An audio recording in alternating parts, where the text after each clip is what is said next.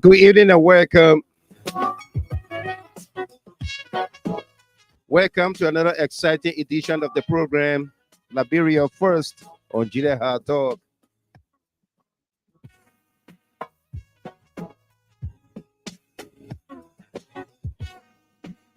Today is Wednesday, March the 27th, 2024. On the countdown is day number 49 since Joseph Boakai declared his assets without publication on February the 8th, 2024. Got a great show coming up for all of us here tonight. If you joined us for the very first time, we say welcome to you. On this podcast, we insist to be civil. There must be no curse words, no insults of any kind.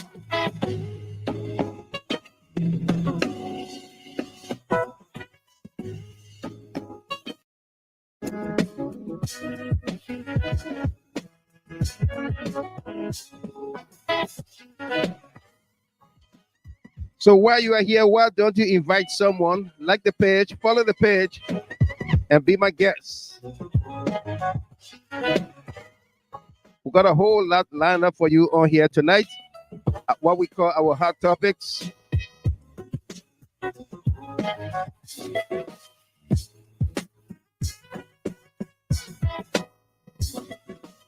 For our hot topics tonight, assets seized until former Chief of Police Inspector General Patrick Sudue, vehicle and several taxicabs allegedly belonging to former Chief of Protocol Ambassador Amb Finda Bundoo have been seized without any court order in Monrovia.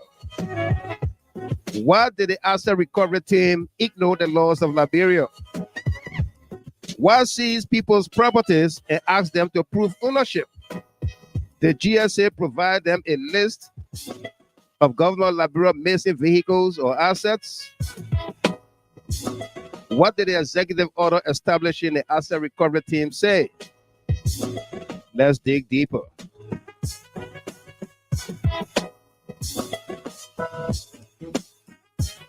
Who's advising Joseph Boakai? Boakai has issued executive order number 128, suspending surcharges on petroleum and petroleum products, while the draft budget submitted to the legislature projected over $14 million in revenues from surcharges on petrol. The CLSG budget is reduced by 75%, from $12 million to $3 million, while the energy and environment budget is also reduced by 36%, from $28 million to $18 million.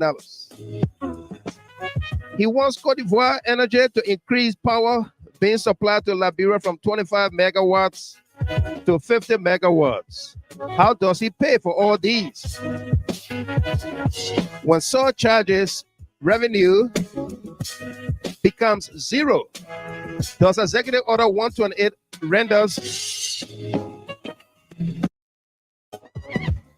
does Executive Order number 128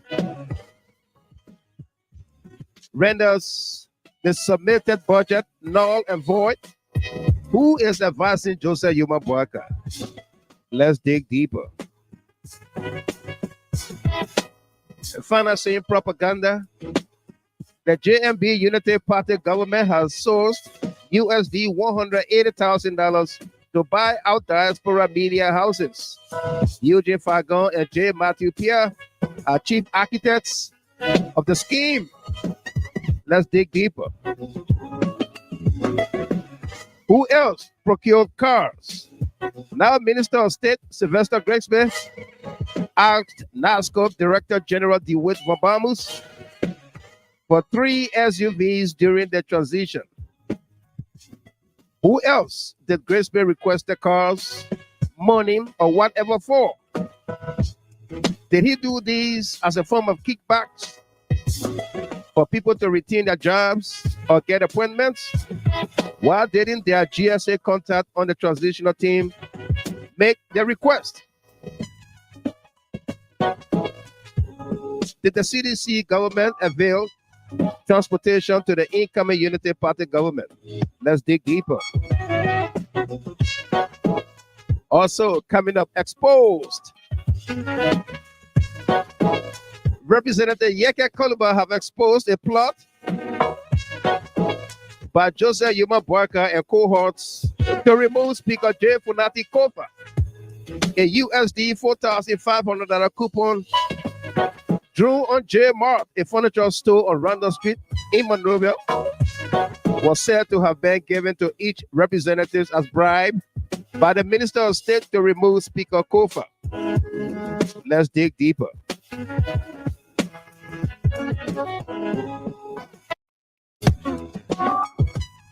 For these and many other stories we are working on for you tonight, we say welcome. Welcome to all of you. And if you are celebrating your birthdays, anniversaries, and special milestones tonight or today, we say congratulations to you. This broadcast is dedicated to you as well.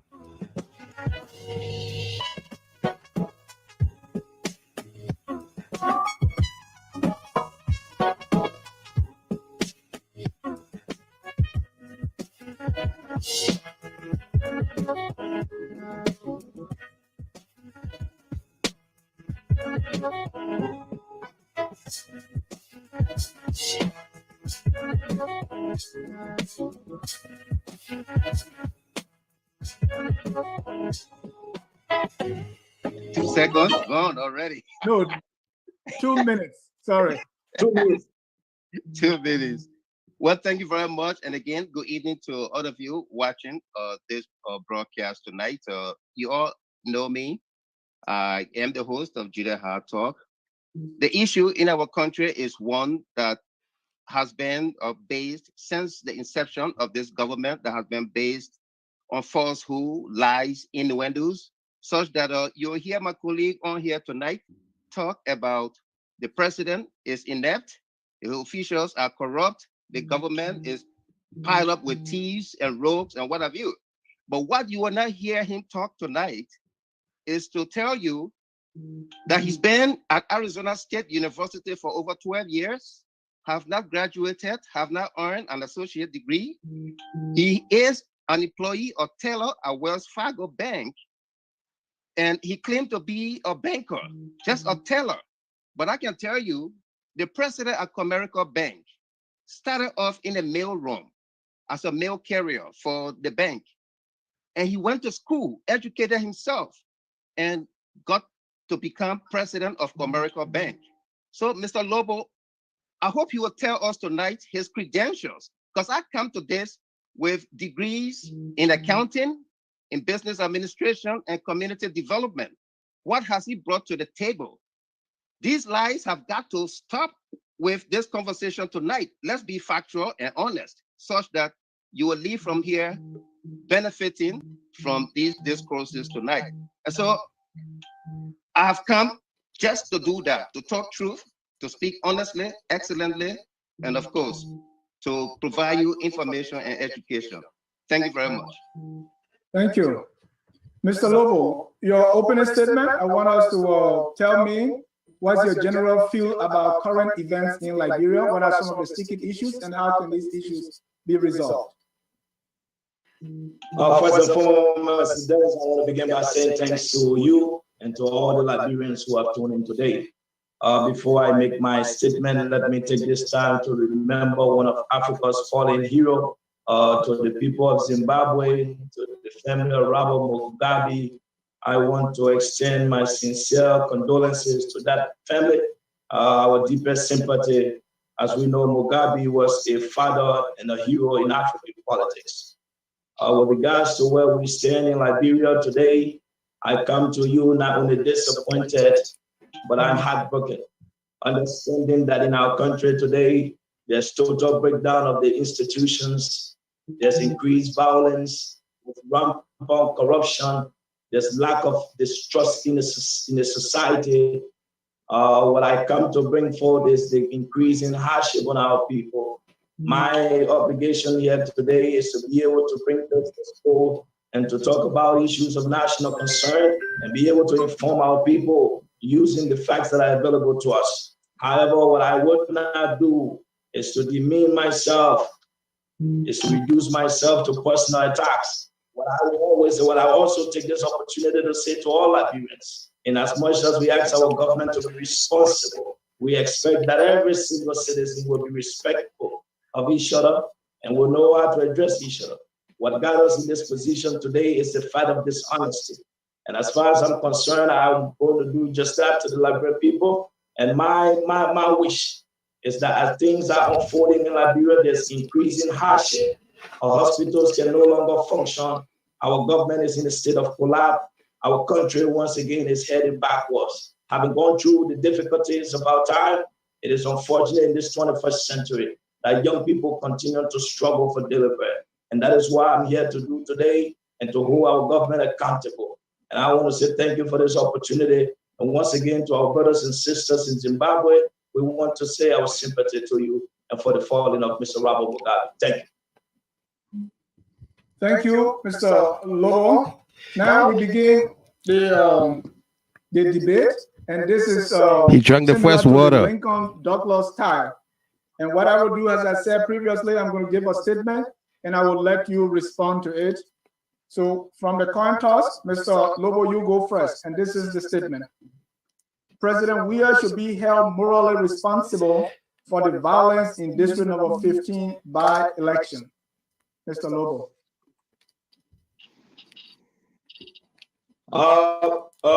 Mr. Dennis, first and foremost, President Weah is responsible for whatever will happen in the country. As we are aware, President Weah took an oath on January 22nd, 2018 to defend and protect the Constitution. President Weah is the head of the executive branch of government, which is charged with the constitutional responsibility of enforcing the Constitution. So when there's lawlessness in the country, the police director is appointed by the president, who work at the will and pleasure of the president. If the police cannot protect lives and property under his administration, President Weah is responsible. It is President Weah's obligation to protect every single Liberian, regardless of tribe, political affiliation, regardless of your religious background. It is his obligation. He is whatever district in Liberia, in whatever town, whatever community.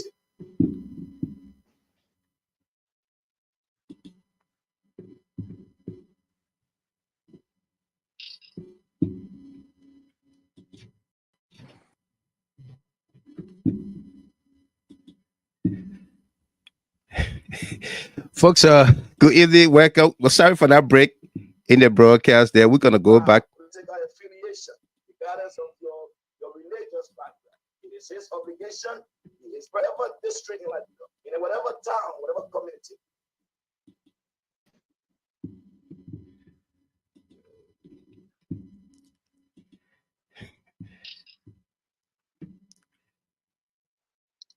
There's a technical difficulty from Mr. Lobo. So, sorry, I don't know what happened. The system just, can you get me now? The system went up. Yes, we get you now. So yeah. So go ahead. You got 30 more seconds. So, Mr. Dennis, I just want to be very, very clear. President Weah took an oath to defend the Constitution. President Weah has an obligation to protecting all Liberians. What happened in District 15 was unfortunate, and our heart goes out to those people who got hurt. To tell Ayure and her entire supporters, I want to say that this is what happened. We hope that our president will be responsible, that our president will take action, that our president will hold those responsible accountable for their actions, that the police director will be able to do what he's supposed to do. And on that note, I want to say, whatever will happen during his term, President Weah bears full responsibility of that. And therefore, he should be held liable for whatever happened in the district. It is his responsibility. So yes, he is responsible. Thank you. Mr. Gilman. Yeah. Again, thanks. It is unfortunate that our country will have to go through these hard times of violence. We detest violence to its core wherever it happens, wherever it occurs. We detest that. But what must be told here is what are the root causes of these violence, especially District 15, as you made reference to. We saw my colleague here, Lobo, will run all over the place and place blame without calling for investigation, just as he would not respond to what credentials he has as he runs all over the place in the car talking politics in Liberia. He come here with no facts, with no credentials. So you will see him jumping all over the place. Now, what must be done here? We must understand. Again, thanks. It is unfortunate that our country will have to go through these hard times of violence. We detest violence to its core wherever it happens, wherever it occurs. We detest that. But what must be told here is what are the root causes of these violence, especially District 15, as you made reference to. We saw my colleague here, Lobo, will run all over the place and place blame without calling for investigation, just as he would not respond to what credentials he has as he runs all over the place in the car talking politics in Liberia. He come here with no facts, with no credentials. So you will see him jumping all over the place. Now, what must be done here? We must understand the group of opposition political parties went to work and said they will wage a radical response if a radical approach, if Tilia Ure is not declared winner. What did we see? A car belonging to that group was arrested with rocks in it. The senator that was just elected, Lobo is spokesman for, was asking the police, should I tell my people to throw rocks so that you move into action? So an investigation will tell exactly what happened, who was responsible in district number 15. We saw a bulletproof car being used to provide cover for people to throw stones. All right, Mr. Gilman, time is up. Mr. Lobo, your brother. Let me be very frank here with you, Dennis. What I hope to do is to be able to provide factual information and be very respectful of Mr. Gilman. But since Mr. Gilman decided to lay himself in the front, I will go ahead and do that for him. Mr. Gilman. When President Buhari having won the election from Goodluck Jonathan for about a year or two, they were running behind the Goodluck Jonathan with a lot of tension, and it distracted the country. So a lot of things moving the country forward, the peace agenda for Nigeria, the developmental agenda was stalled. So these elections are very important. I mean, yes, there will be people that will go against the law, there will be people that will do wrong things. You will expect a government, a sitting government, to sit apparently and let it happen. But to maintain the peace is very important. So we're looking now that the issue in Senegal will not be real, that they work together. It's important to have the outgoing or the former president, incoming president on good terms, even if they don't agree politically, even if they once every quarter have a breakfast meeting or let the people see that. Yes, move the country. And I hope we can do that in Liberia. I don't see that happening in Liberia so far, and I hope we should do that in Liberia. So we look forward to that happening in Senegal, because Senegal is it's a very big country. And unlike Liberia, other countries, the population that they are hostile. I mean, not hostile in a negative sense, but they're very progressive. They are very active. They don't sit and speak. They're very active. That's the word. They're very light. So we need to work a lot in Senegal, that we need to work in Liberia. I mean, I think the Liberia situation is still not on its right footing, and we cannot close our eyes to that. We need to work on it. Okay, that being said, we can come back home now, Senator Snow. Recently, you, your friend Alex Tyler, Amara Cronin, the many does, you supported that, subsequently won Daba Pipeline, all these people converge on the city in Tottenham.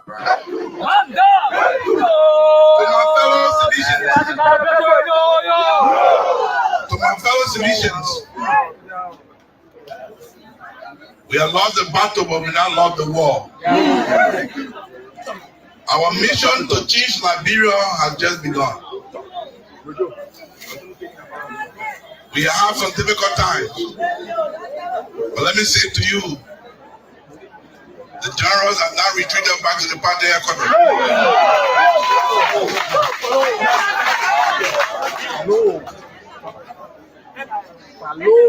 And let me say to you, I'm excited that you have not given up.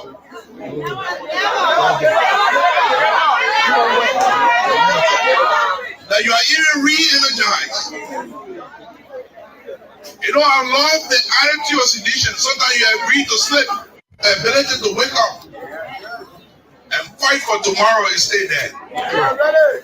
There are those who believe that everything has been given up, but I say to you, they are wrong.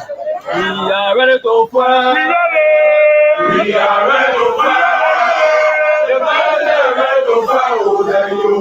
Everybody see your party. Everybody see your party. Everybody see the party. We are ready to fight. We are ready to win. We are ready to win.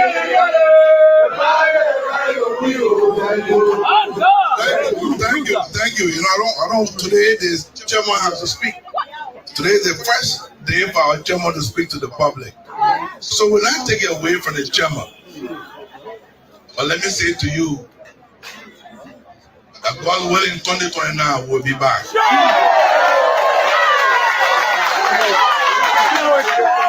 The bank just started. You know, we celebrating CDC every day to speak to the public. So we'll not take it away from the chairman. But let me say to you, that God willing, 2029 we'll be back.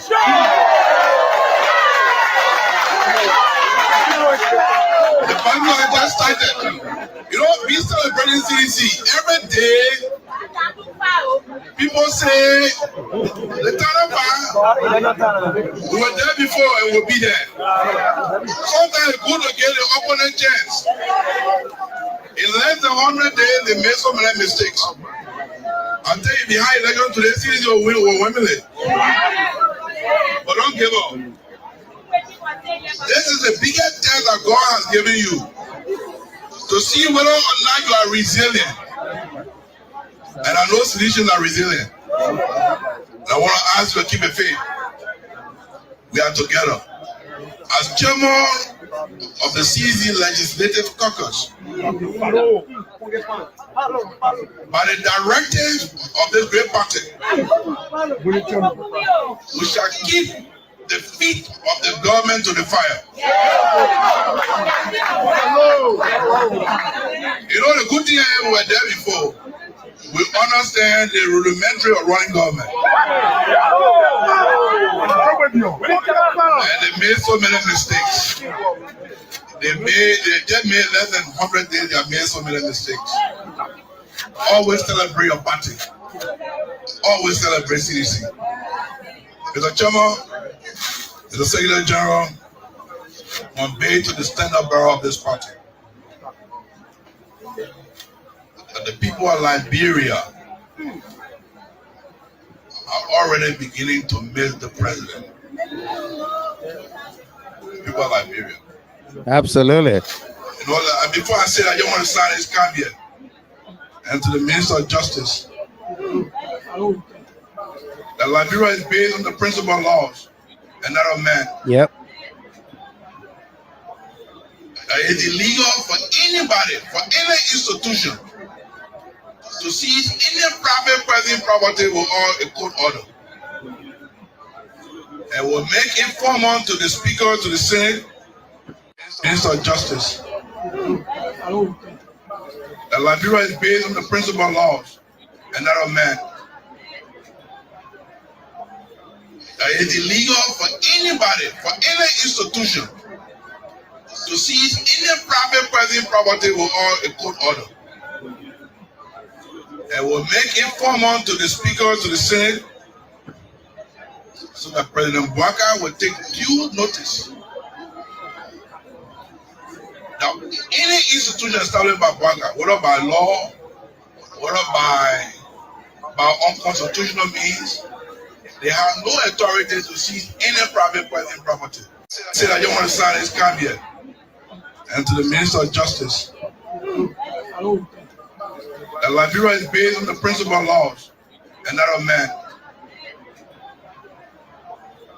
That it's illegal for anybody, for any institution, to seize any private person property without a court order. And will make informant to the Speaker, to the Senate, so that President Boakai will take due notice.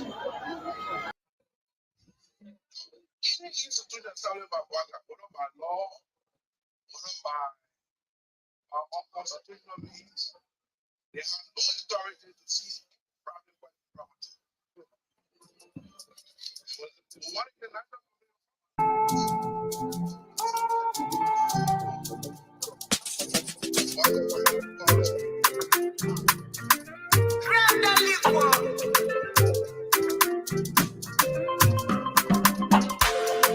Pepe can't go. Le pape said no one to do it. Do. Clip can roach you. Lepe when you coming true. Rosalind Wenley, you are needed backstage. Y'all can see. Rosalind Wenley is a service call going out for you. We are being joined by Russia President Chapin, Delano Tomasa. It's a live service call for Rosalind Wenley. You are needed backstage. See how you turn it around for good from the way to farewell. The grace I carried and on your mate, the chichi and do well. Congratulations.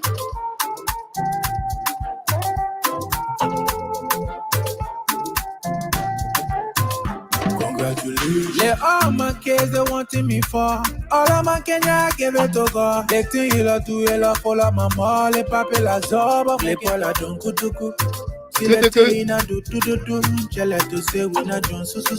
Me I got pepe. Champutuku. You turn your ground for me. When all of them were looking down on me. Clipper you still a show. Your umpa you slow but show. Let me hear today. Tell me yes sir. Used to put your lemon. Tell me what's that. Look better than plan on your tray. Papa, I do as you say. Hey, y'all can see. Ya can't sing the thing for me, oh. Papa, your blessing to plant me and I got to oh. You opened door, you made a way. Made my enemy talent fail. They wanna wallow down me. I listen people not saying. Me only used to tell me, I mean, I telling me, okay, congratulations. They opening corridor for me to pass. When you said the full say, congratulations. Yeah, why you telling me?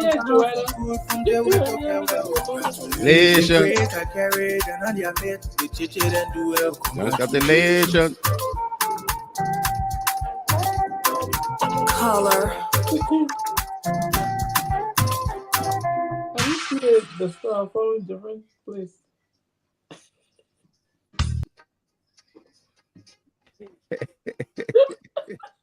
Folks, good evening and welcome there. I got carried away by the music. It was so entertaining and inspiring. And I got carried away.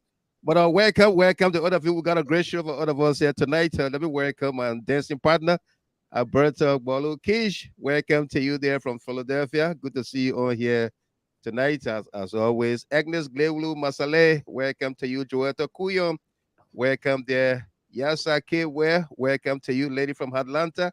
We celebrated your son's birthday here. Though we didn't get his full name, but we did extend birthday greetings to him. So kind of let him know, okay? Yasa, lady from Atlanta, welcome to all of you joining us here. Edith and Joseph Wally Kende, good to see all of you here. We got a great show for all of us here tonight.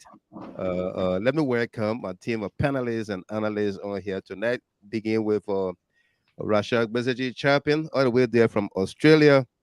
Miss Chapin, good evening to you there. Welcome. How are you?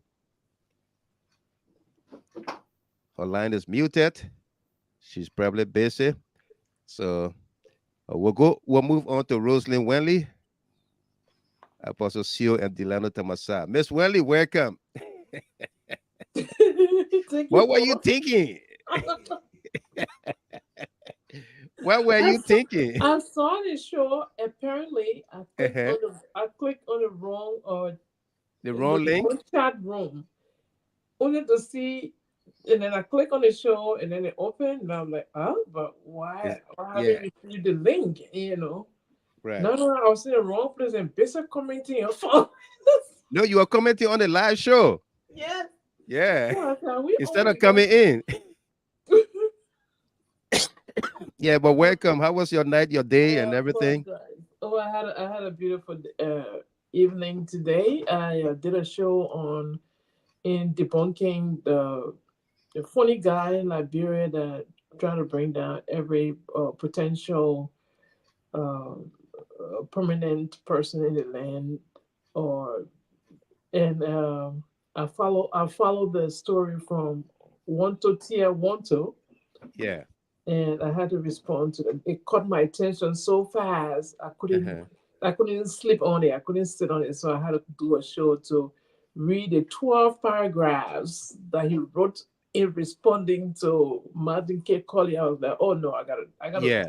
Yeah. Because Mr. Gilmore, a lot of us on the social media, people don't have the time to sit down and read this Yeah. So I said when I make it verbally, people will get a message. Yeah, they can get the message with their phone in their ear while they're working and listening to the storyline, right? So that's what I chose to do that. Yeah. So, but it was fun doing it. No doubt. Thank you. Thanks for your service and thanks for being here tonight, as always. Thank you. Ms. Chapin, are you there? Apostle Sio, welcome. Yeah, Mr. Gilmore, I hope I'm audible enough. You are. Let's hear you. Go ahead. Thank you. I want to salute Delano, Rachel, Rosalind. I want to say hello, and our beautiful audience. Thank you for tuning in, Mr. Gilmore. I salute you. Thank you for the great job. No doubt. And of course, AB Connor will be coming later after solution on the Constitutional Day. Everyone, Gayman, thank you very much, all of you guys, for holding on. Thank you. Mr. Gilmore, I just want to take the 30 seconds to do my intro. Go ahead. Our country, Liberia, is bleeding. Liberia is bleeding, ladies and gentlemen. We have come at a junction where you need to come out and speak out. If you do not come out to speak out, In fact, Mr. Gimon said that we're not even at the junction, we are at a cliff. That's what We he are said. at a cliff. Yeah, cliff. Yeah. Where if you don't take that, you're going to fall into the valley. You fall in a hole. And there's no return. And there is no return. This is where we are. To see people going on the street, talks, grown-up boys in the voice of Chairman Samuel Jackson, which I support, going on the street to attack people, and, and take cars from them, and then they say, okay, come and prove to all what the car is for you. It's for you. Is that how guilty until proven innocent? Guilty until proven innocent. Where are we going with this country, ladies and gentlemen? Where are we going with this country? I saw people like, the $3, so-called senator were calling the government names and what have you. I mean, the past government. Yeah. But he's supposed to come out now if he's really, a man of dignity and a man of integrity. He's supposed to come out now and condemn the real raw gangsterism that is going on by Joseph Boakai, and he talks. Right. What it did to Patrick Sudue, it should be corrected. I strongly condemn it. I condemn it. This is not patriotism. This is not nationalism. This is not. It has nothing to do with asset recovery. Asset recovery. This is thievery. I mean, these are gangsters going and seizing Finda Bundoo, Yellow Taxi. Are you doing the work of the Minister of Transport now? Mr. Gilmore, we need to speak out. Without a court mandate or order. Without a court order. They went after private citizens. Is actually witch hunt, and that's why we say, what did the EO, the executive order, what did it say? Establishing the asset recovery team, what did it say? We have it. We're going to read it for you.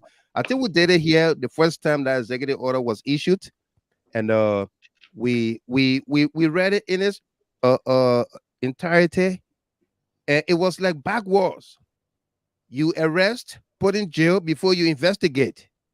That's what it says. Seize and investigate. Instead of investigate and go after the thing, we have the executive order. In fact, the executive order was issued in reverse. They issue executive order 126 before they issue executive order 125. 125. 125, yeah. Yeah, that's how. And by the way, Mr. Gima, let me just end with it, and then you continue, and then Roseland. And by the way, I like the question: who is advising Boakai? Who is advising Boakai? Is it Mandela Kopo? Who is advising? Where are we going with this country? Where are we going with this country? Where are we going? Is it Sylvester Grisman who is signing executive orders? Our country is bleeding. I'm going to stop here, but I'm here tonight, Mr. Gimon. Thank God that God gave me the grace to be here. No doubt. I thank God for Roseland and all of you been holding the ground. And God bless you, Delano and Rachel and everybody. Thank you. Thank you very much, Apostle Sio. Thank you, Apostle Sio. Let's try Miss Chapin again. If not, Delano Tamasa. Miss Chapin, are you there? Okay, she's with us. Welcome. How you doing? Thank you, Mr. Kilman. How's everybody doing? Apostle, Roseland, and the rest of the team. Hi to the CLM family and our followers. Hi to everybody. And I just can't get my head around the fact that people are chasing people's property in the street. Why establish that? What's the basis of that this property doesn't belong to this person? They work for government, And then you openly say, let them bring the documents to prove. So what is your reliance? What is their reliance? Is there a court order? Or did GSA give them list of missing properties? Yes, is there an indictment or something, or missing property notice or something like that? You just can't do that. You can't do that. That's not right. People, they lies. They want to prove their lies. They lies. They told that the government was severely corrupt, they want to have evidence for it. They want to prove it. These people are not going to do anything proven for by like witch hunting people. Yeah, they don't want to manipulate it. You know, they want to produce evidence by all costs that they were right, that the Joshua government was corrupt. You know, they want to prove it.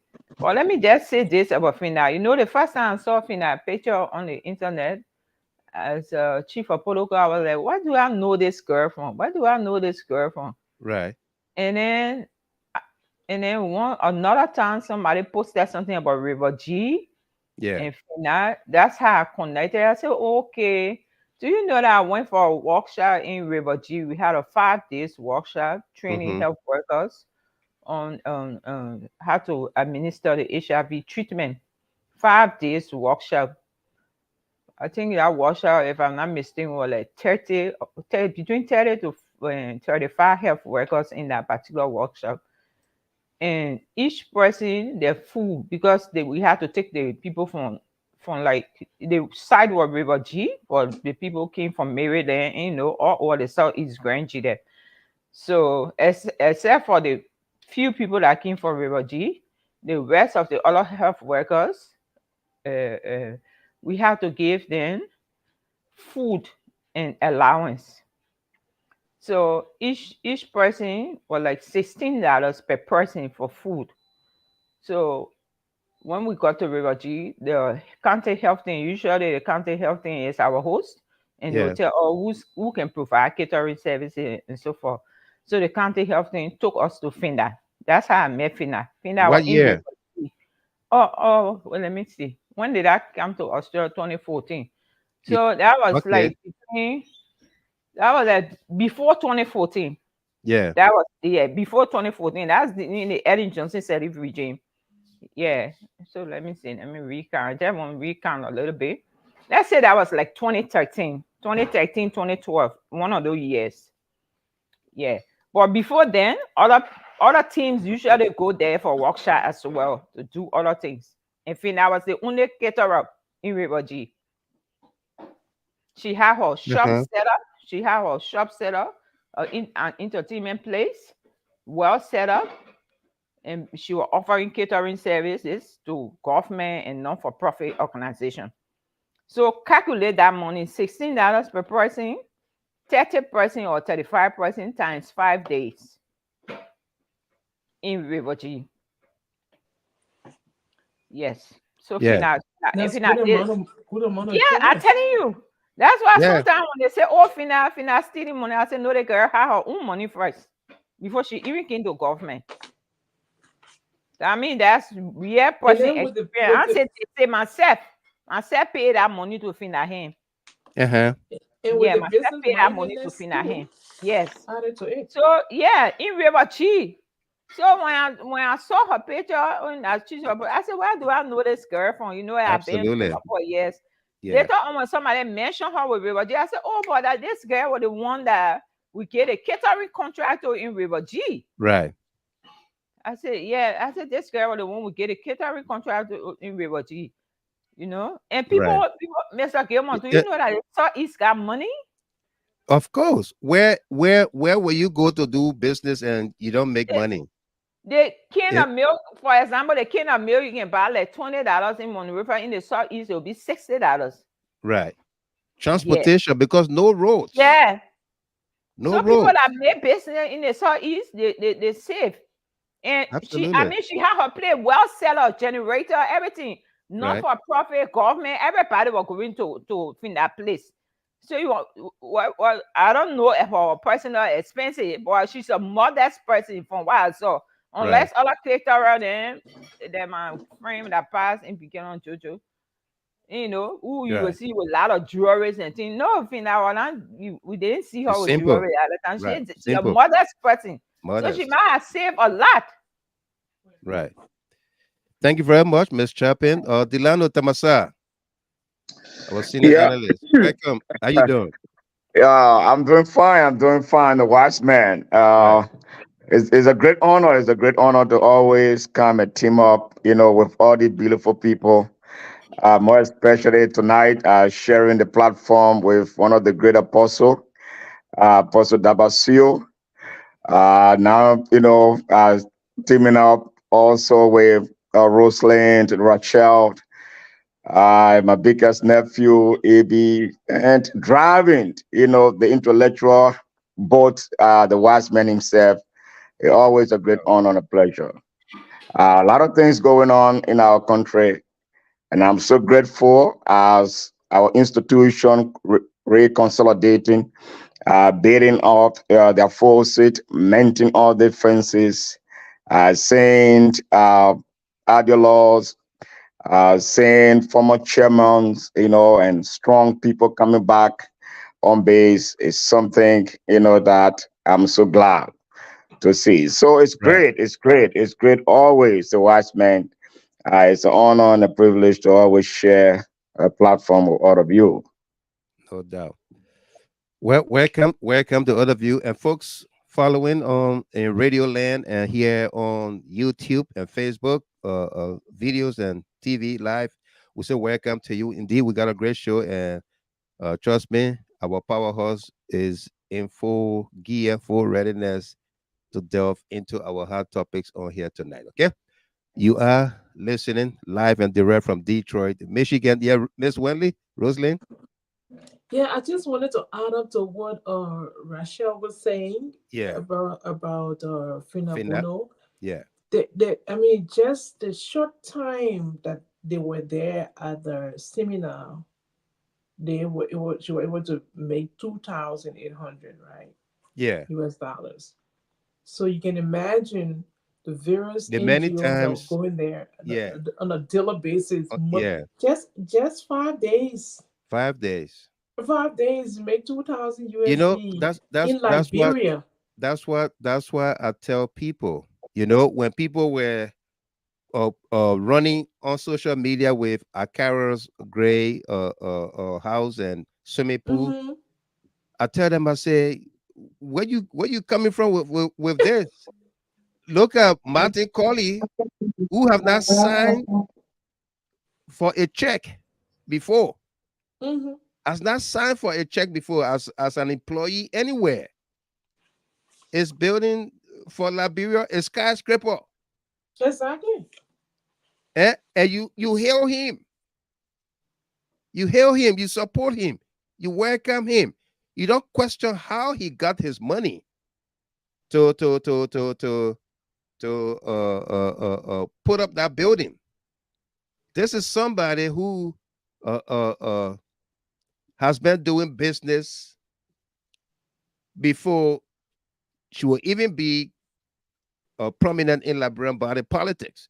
She was doing business, and now you wanted her to let go her business. You wanted her to stop everything she was doing before becoming ambassador or chief of protocol in the president's office. You wanted her to let go. First, you should understand, Finda Bundoo coming to that position is because of her ability to manage. That's right. Okay, her ability to manage. Same thing I was trying to make with Akara's Gray. Akara's Gray served in the House of Representatives 3 terms. That's right. 2 terms under Unity Party. Unity Party, when they were paying them exorbitantly $15,000, $13,000. All right, Sarah Dopo wants the link. I'll send it to you. Yeah, I'll send it to you, Miss Dopo. And no, Monique Boy, you're welcome to you there. How you doing? Okay. They were paying them exorbitantly by UP standard 2005 to 2017. Akara's Gray was making about 190,000 on the check salary per year. Multiply that times 12 years. 180,000 times 12. Okay. Besides the envelopes, the special sitting they were doing, Boakai just recalled the legislature back into session for 30 days. Multiply that. All right. We just saw Yeke Koluba exposing $4,500 check for lawmakers to bribe them. Imagine that. Darius DeLon told us about $30,000 that was distributed to lawmakers. All right, imagine that. It was CDC government that took that 30,000 out of the budget. So just imagine how much money these lawmakers or Akaras Gray made. Did you expect him? Did you expect Akaras Gray to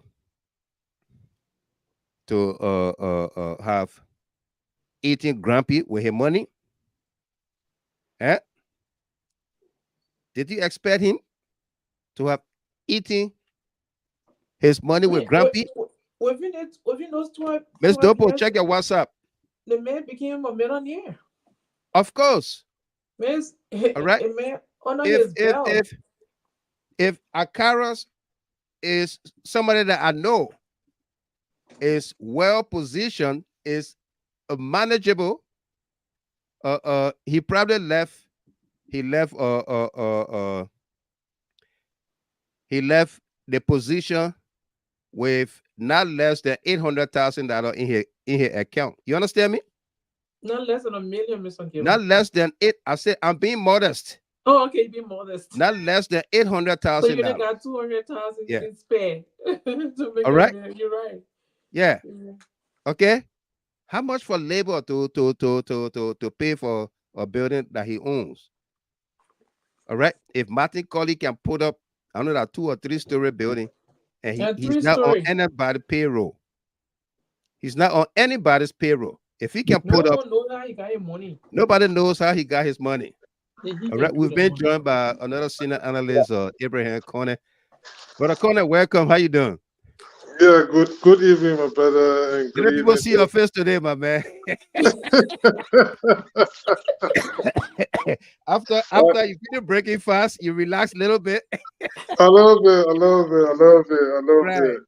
Well, it's good to be here, and good evening to all of the great panelists and analysts on the show. Right. And of course, the GST family and Liberians at large, you know.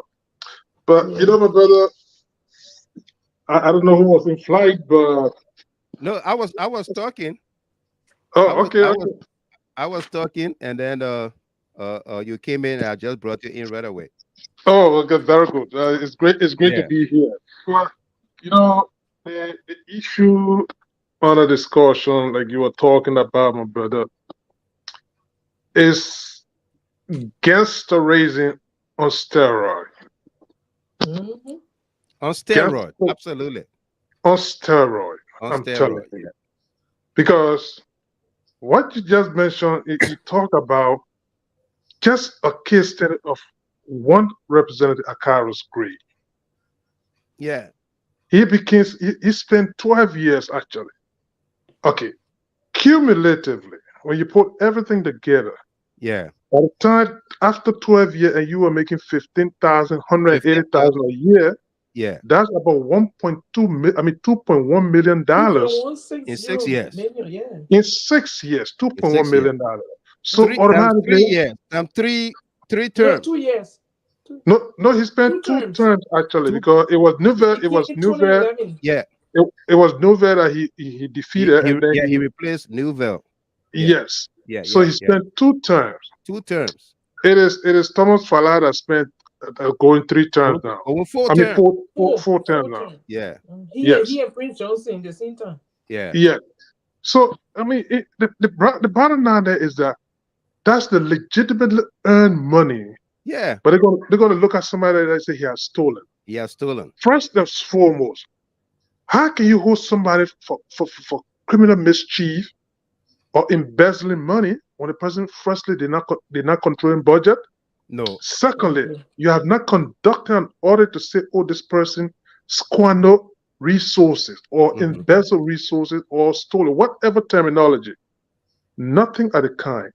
But just by looking at the person, you say, oh yeah, the man, he working government, so he stole money. He stole money.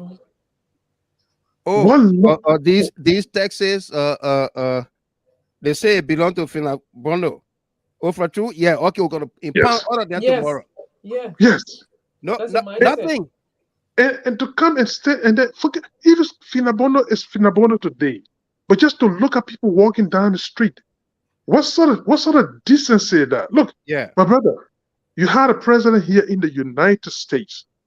After he got defeated, he unknowingly took all of the personal belongings of the United States. I mean, classified documents and took it away. Yeah. You never saw anybody walking in the street to say they're going to vandalize him or they're going to let in the no. They rather went to court and they had a search warrant and then they took the document there, and today he's being questioned for that in court, not any other thing. Not any other place. But if you got a jungle justice, bunch of gangsters operating on steroids, I mean, this is what you're going to get in our place. And this is ridiculous. Very. My brother, we have somehow lived to see presidents in our country. I have never seen this level of gangsterism in our country. Never. This thing is a reminiscence of the rebel days. Where in your car, they tell you, oh, get it. They take your car and carry it. Yeah. Are you kidding me? And then Inspector General of Police. Inspector General of Police. This is the 2016 vehicle that this man bought. Government did not provide vehicle. He fixed that car and used the car. I have the pictures of the car in the garage being worked on. Yes, my brother. Okay. Even let's assume that maybe he drove away with a assigned vehicle. Don't you have the decency to cite him? Yeah. Where's the inventory from the GSA? What's the inventory from GSA? Let me tell you this, my brother. I work at an institution. The computer I use, even the phone I use, it has a barcode. Every time email pops on my screen, I gotta get an inventory of these things. That's it. Yeah. Now, if for any reason I misplace or damage it, I'm here accountable for it, and eventually I have to pay for it. Right. You can't go in the street talking about it. Just assume. Is this a contrary assumption? Yeah. Where's the law? Where's the law? Come on, man. And I'm telling you this. It's going to get down to the point that even people, family people, that associate of any people, it'll come that you're driving your own bicycle in Monrovia town and they're going to pull you over. They say, oh, that John brought a sister here, or that John brought father here. How you manage to get this car? Or how you manage to get this bicycle? Yeah. Are you kidding me? You're going to terrorize people that live in their own country. They completely terrorized like this? Come on, man. But it's good that people are seeing it, because I could hear, I listened to some other platform and I heard the voices of lawmakers. They are so angry, and I hope they would translate that anger into reality, because the first thing, they need to stifle that particular $1.9 million they allocated in our budget. Absolutely. They should not provide any funding for that asset recovery witch hunt team. Come on, man. Yeah. That witch hunt team should not get a dime of the Liberian people. Yeah. This is a showmanship, because the leader and the conquer other guys, and I've seen that they got money allocated for that. They say, yeah, let's do something so that the money can live on your hand, and then we'll squander it. Yeah. Well, let me get an other chance, my brother. No doubt. Welcome. Miss Dopo, Sarah, we are looking for you. Sarah Dopo. Let me take this gentleman's call from Utah. Dominic Say. Yeah, Mr. Gamer. Yes, sir. How you doing? Good, man. How you guys doing? You must be angry tonight. Yeah, no, I'm not angry. I'm scared. I'm scared for our country. Yeah. I'm scared for the people of Liberia, because the trend is getting bad. And let me sound this clarion call. The sighting of sedition at the party headquarters today should raise alarm to Joseph Boakai and his cronies. Right. It just tell her that he does not have that country under his control. No, he does not have a mandate. Yeah. No. The evil geniuses are thinking they can pay back debt. Let me tell everybody here today that 50+% to 49+% is an even distribution in that country. Liberia is divided. If you know 20,000 votes, 20,000 vote is of no difference. Not And the 20,000, reason you obtain that 20,000, 17,000. fine. Yeah. The reason you obtain that amount of vote is that because everybody did not show up. So let nobody be misled and miscounted that you have that country under control. Georgia has 63% in 2017, and you saw what happened with people coming out there. People need to be where the eyes of Mars. Powers died many times before the death. So those who have the family over there, they need to call the guys' attention. And if Omer Boakai is asleep, he need to be waking down and know what the guys are doing is unlawful. You do not go after people to collect assets in that direction. No. Where is the inventory you have carried out? Did you cite anybody to say we did this and this is what we got? What do you have to say about it? Right. Do you want these cars? You want to pay for them or so? They didn't do none of these things. None. Nothing. Go and read. And when you read Musa Ability Communication, I got it. I got it. Very I will good. put it on set. So people need to be careful. People should stop joking with that country. Yeah. Okay? Yeah. You do not have a law in your hand to that extent. Liberia is a lawful nation. It's not a lawless place. No, it's not. And you have people who hunt people down, go after them. You on Facebook today, tomorrow, you're going after people to stand on the road. Are you working now with transport? Are you police officer now to be arresting people's cars? You know, these things need to stop. Absolutely. It's scary. It really, really scary. It is. If you want to answer yourself to other things in that country, go about doing it properly, not to go after people in that manner. It's sickening.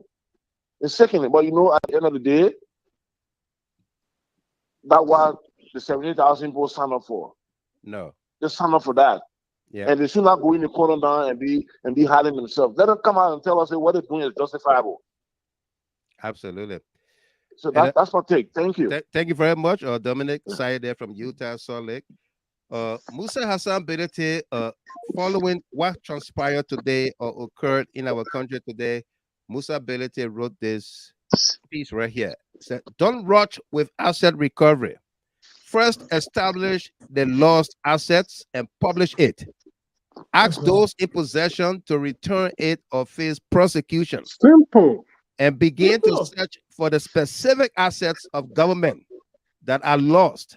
Stop this nonsense of stopping peaceful citizens and asking them to establish their ownership of their vehicles. The government must first establish the assets lost before it can start the search for them. Come on, fellas. You came with experience. Use it. Stop making a mockery of a well-intentioned process. And to those with government assets, please return it. It's not yours. Shameless bunch. What a vicious cycle of mess after mess. Mr. Gibbo, Yeah. Mr. Gibbo, when I read Big Brother Musa comment, I said, wow. I said, this is intelligent. That's why we talk about the laws of process. And that's why Liberia always go backward. Yeah. Because things that is meaningful, essential for the entire growth and development of the country, people use it and they hide behind it and they witch hunt other people. They witch hunt other people. And without no process, without no terms of reference, there are no specific answers. They have declared, look at the administration that the local say we are inept. The administration before even said they came up with the asset recovery scheme at the time. They came up with an estimate about $4 billion. $4 billion, yeah, $4 to $6 as a hidden asset they wanted to cover. It was clear. The agenda was clear. They and who they could go and seek for. People. They listed people. And they look at others' reports. Yeah. In fact, they met these people, they discussed first. This is the law of process. Yeah. Then you had an 80-year-old man just jumping around for one big government on the street, jumping on people's properties. And it's the asset recovery. And you forgot about the entire law of process. And they fail to understand that in 1 hour's time, CDC and the opposition bloc has that strength, both intelligent, both when it comes to civil disobedience, to construct that country down in 1 hour. Even the CDC can do that. Yeah. They fail to understand that. And they know that the entire country is divided. And you get 8-year-old making, doesn't know anything. People signing paper left and right, names after names. Yeah. And you get one big government with big face, always in the evening, drink a lot of beer, and just start taking people property on the street. Then they say the asset recovery thing. You say what thing? Imagine that. Big government, be what thing? With big face, just jump on the street and be taking people. Let me go bring that feeder with a big government. Yeah, it's disturbing. It's disturbing. Very, very disturbing. Indeed, Is that a janjaweed state we in? Real janjaweed. Yeah. People properties who are no court orders. Yeah. Oh man. All right. Let me welcome our Royal Highness, the Queen, Her Majesty Marie Pine from Minnesota. Good evening to you there, Your Highness. Queen welcome. Marie. Yeah, welcome to you. Good to have you on again. All right. Mas SP Pelu. 2 people appointed to one position. A lot of times that happened. Yeah, add and drop. Yeah. Okay. Add and drop. Add and drop. Yeah. But the people looking for lost assets. Luther Tappe audit that some of the lost assets. What the money they got from that audit? Yeah. They're looking for money. Audit. Yeah. Where is it? That the area they're supposed to go. Yeah. Now the first thing you go after. Yeah. Those are they're looking for money. Yeah. The people got the audacity to write Social Security to buy them cars even before they assume leadership. The government provided and they forgot to know that the money over there for the retirees, people that have worked, that's what they're going to sustain them through Social Security. The American they say we're taking start buying cars for them. Yeah. Come on, man. Yeah. All right. Mind you, they had a budget, almost $1 million budget. Almost $1 million. For that one program. Besides that, they were given 70 cars by the government. My brother, brand new cars are packed to the foreign ministry. I saw those cars packed there. Yeah. We gave them those cars. 70 cars. And where are the 3 SUVs that Grace Bay requested? Where are they? Who has them? Who's using them? And I request to Reno to purchase. To purchase it at the expense of the retirees. Yes. 117,000 United States dollars. I got so much to thank God for. God's favor said, I'm a witness to Finda business in Fishtown. When my son went to River G to work, I was actually worried about how he was getting food. He told me about Finda restaurant. One day I visited Fishtown because my organization sent me there. I met her, and because I knew her way back, I introduced my son, and she's like, son, you can come and eat anytime, even if you don't have money, because your mom is my friend. That woman is a hard-working woman. Absolutely. Thank you, God's favor. There are people who look at what Miss Chapin said about Finda from 2014. Look, my brother, the game plan is to portray everybody from CDC affiliation as criminals. That's the game plan. Mm-hmm. No matter how, whatever you did, they should portray the entire institution as a criminal gang. Then it suffices for their ambition. Right. Right. That's the goal. Emmanuel Bro, well said, Representative Musa Hassan Belete. You couldn't have said it any better than you put it. I agree 100% with your logical thoughts. Yep. Jeanette Colley, welcome to you there, my sister. All right. Again, let's read what Musa Hassan Belete said on the asset recovery of fiasco today in Monrovia. He said, don't rush with asset recovery. First, establish the lost assets and publish it.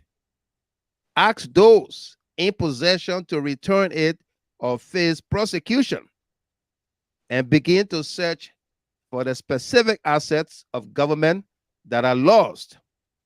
Stop this nonsense of stopping peaceful citizens and asking them to establish their ownership of their vehicles. The government must first establish the assets lost before it can start the search for them. Come on, fellows. You came with experience. Use it.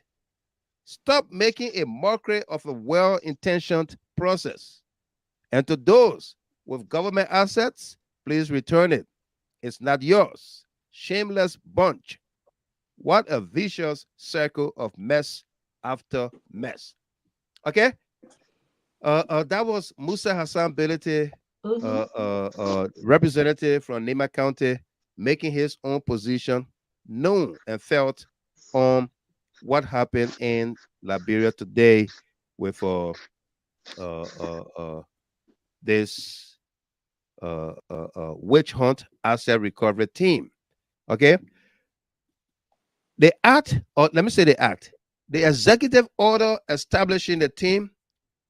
You remember we criticized it here when they came out with that press release with the executive order number 126 before executive order 125. When we criticize it, I will go back to on the video to find the information. I think they went to work and tried to retweak it a little bit, but this is what they said. All right, let me put it up for all of us, because they did not even follow through on what the executive orders say they should do. Okay, this is it. I will just read from now, therefore.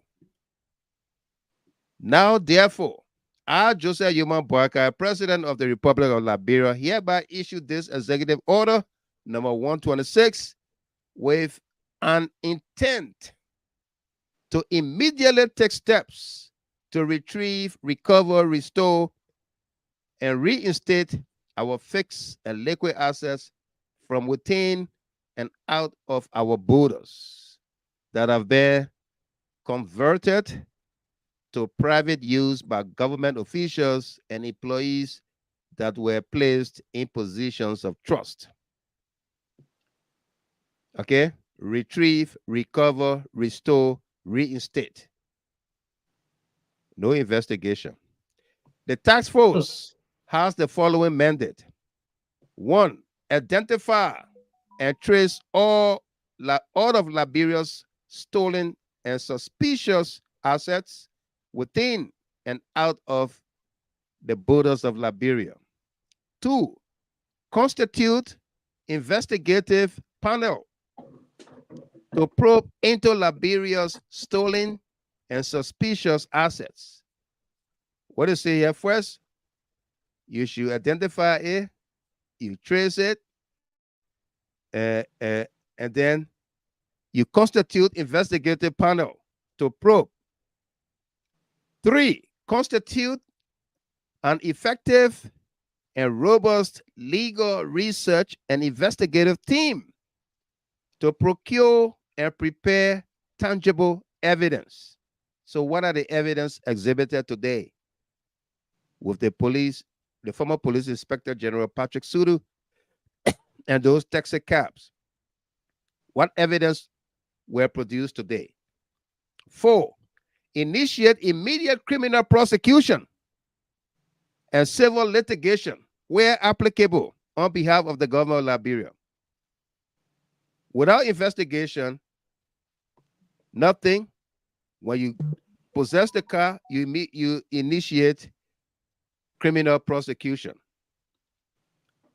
5, upon adjudication, return confiscated assets to Liberia. So if I get a mansion in Detroit, you will return it to Liberia. Break stuff in the foundation.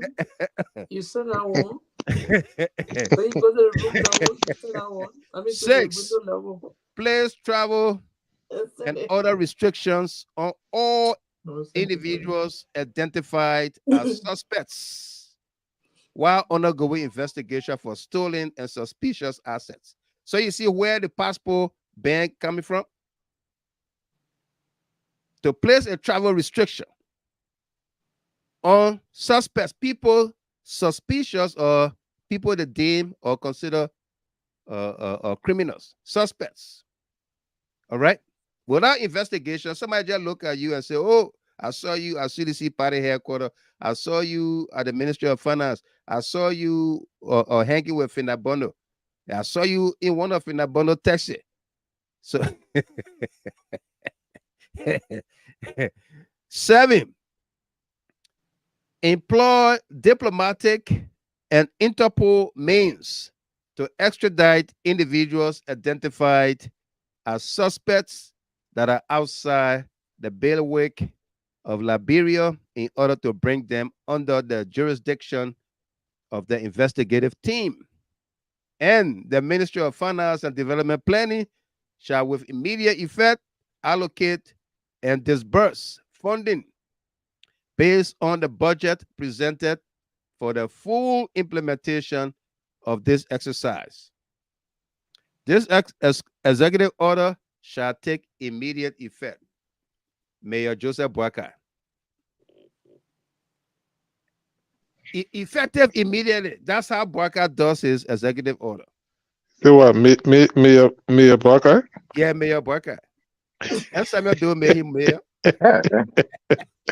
So that military star still in him. Once a mayor, always a major, always right? Always a mayor. Yeah. Even at 80. Yeah. You see? I don't know whether they even have money in the budget or they've been given any money, but the budget has not even been approved yet.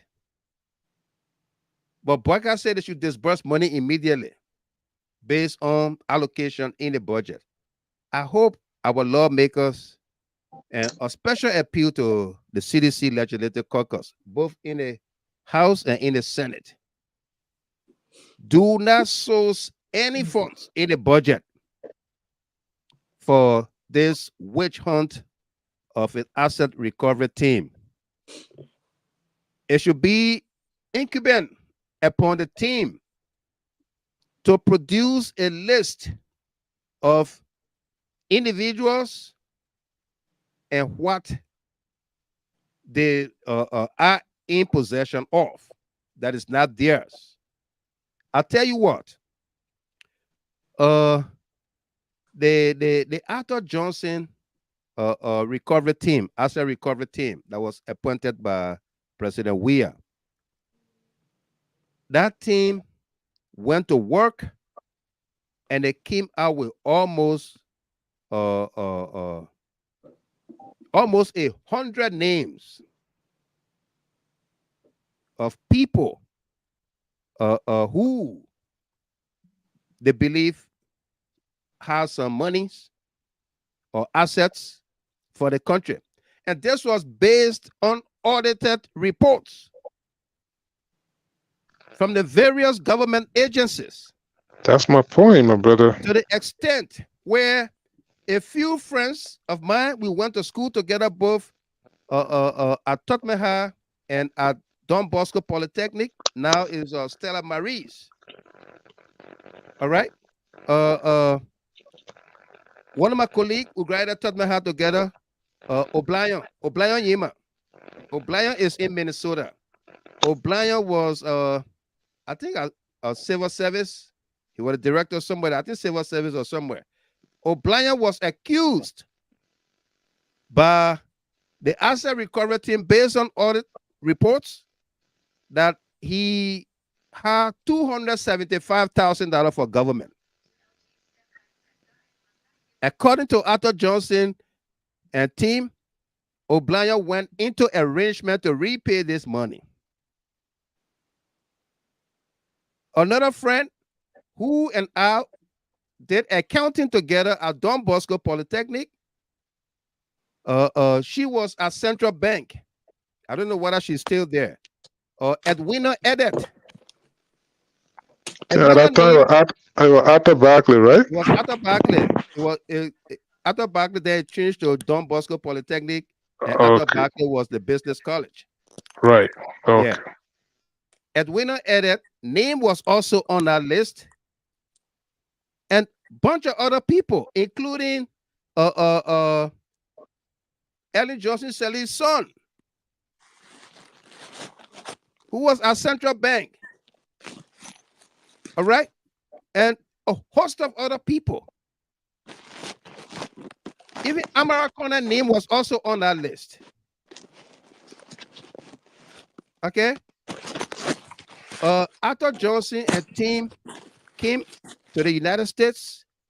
They contracted the services of two major firms, Grant Thornton and another group, Adest Adetsi or so,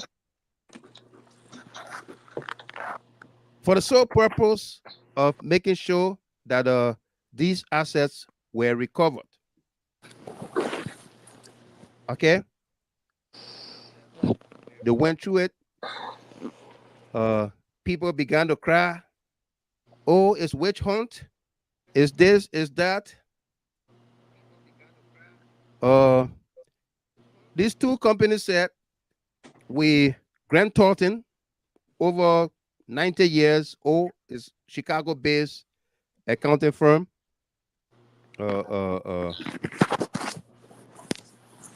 Thank you, Cecilia J. Freeman. Said O'Brien Yima was the director at the Institute of Liberia Public Administration. Yeah, LIPA. Absolutely. Thank you. That's where he was. I knew he was somewhere around there. Thank you. Yeah. All right. I know he's not gonna like it again because the first time his name came out, he and myself went back and forth on one post on social media, and he didn't like it. I said, "But go pay the Liberian people money back." Wow. Yeah. Yeah. We were. He was in. I was in 12-1. He was in 12-2. O'Brien Yima. Yeah.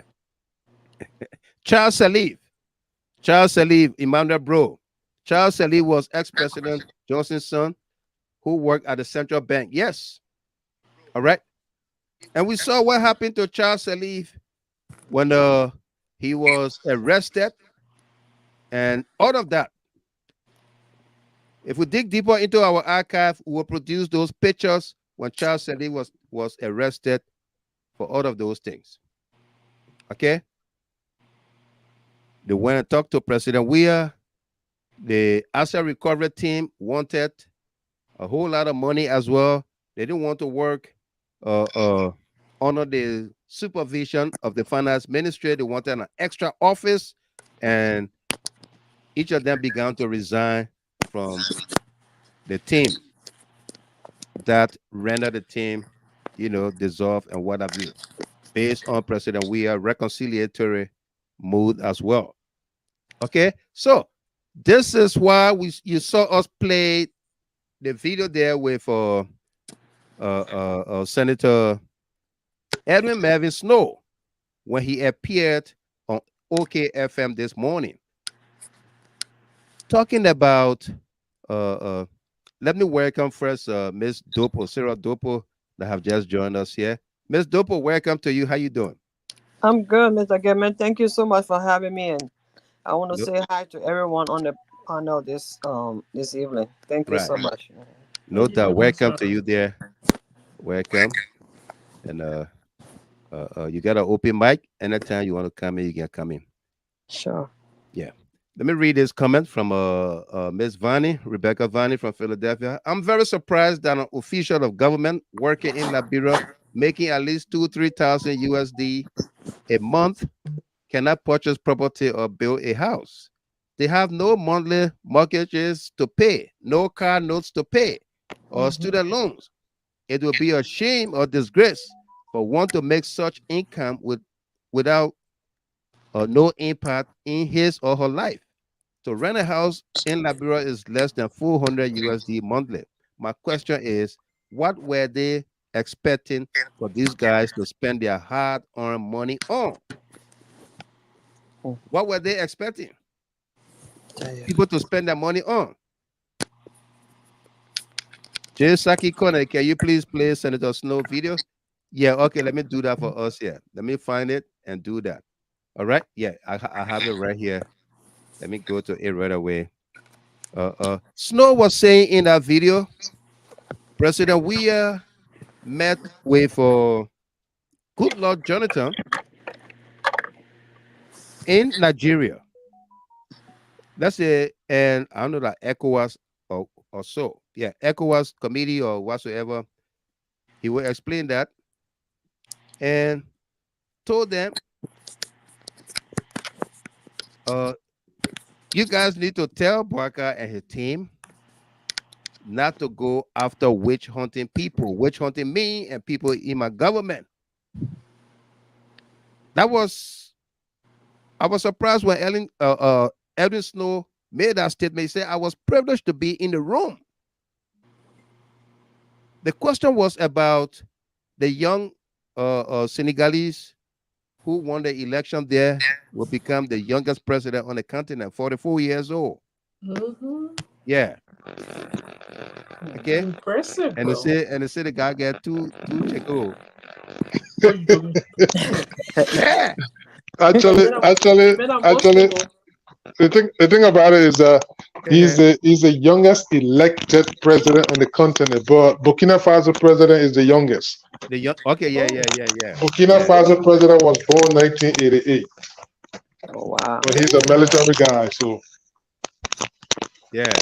So he's 4 years older.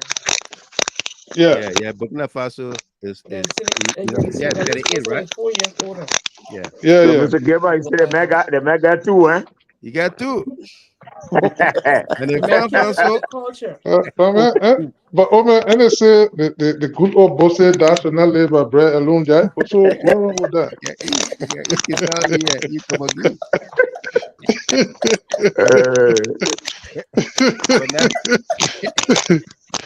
My knee. I fast you. We understand that you done. You want to extrapolate? You want to extrapolate something? Or you want to dissect?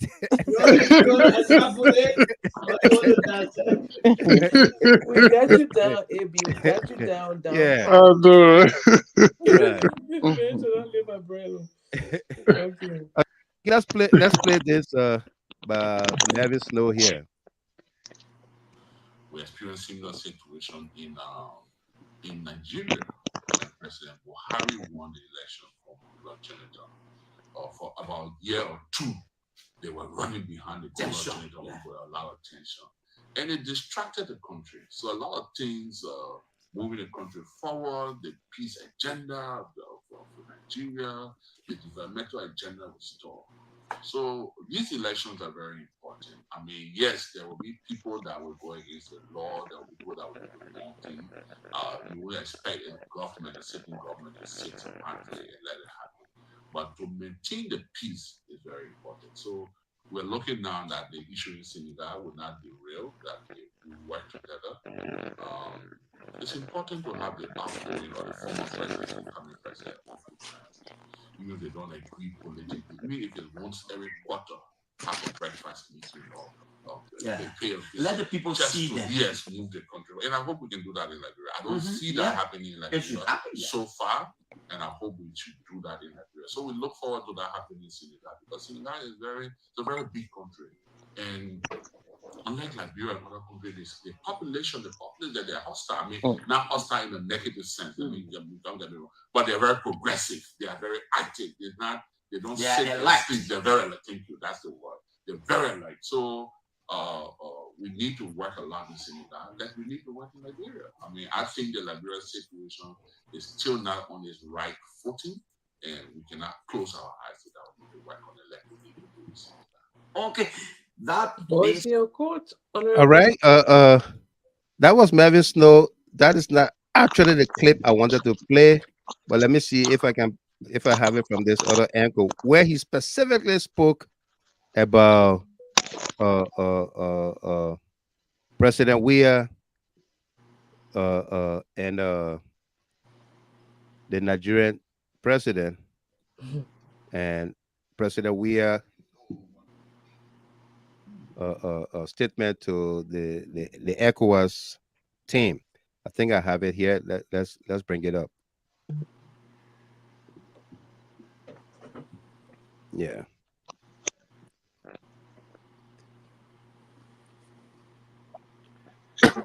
Okay.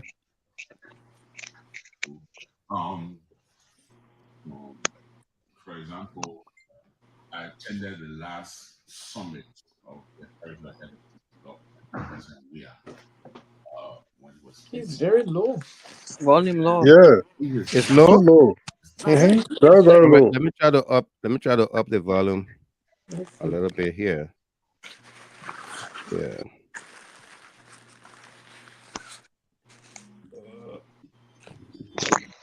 I've increased my volume, but it's still not going high. Let me I up the volume. Government President Weah, when he was in office, and in his last speech, his last address to ECOWAS was that I did not win the election. I'm leaving power.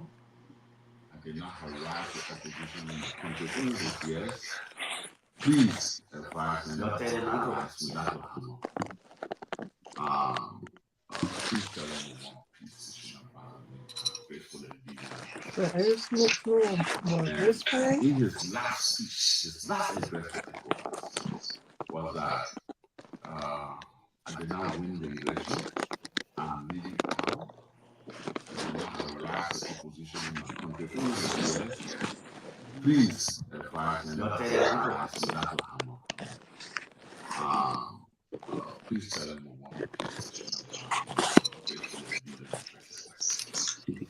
That message from President Weah was very important. Very, very important. It wasn't a closed door summit. I was privileged to be there. The reason why most presidents in our region sometimes try to perpetuate themselves in power to rig election is fear of repressal. Sometimes you leave power and people decide you've lost the election, let alone after you. And it's very important. So the issue in Senegal, there will be a lot of post-election diplomacy in Senegal. We have to engage the government there. After the election, if you remember, I flew in Liberia with former President Goodluck Jonathan, flew together on a special mission by President Tinubu. And President Jonathan's mission to Liberia when we came was to meet outgoing President Weah and incoming President Boakai.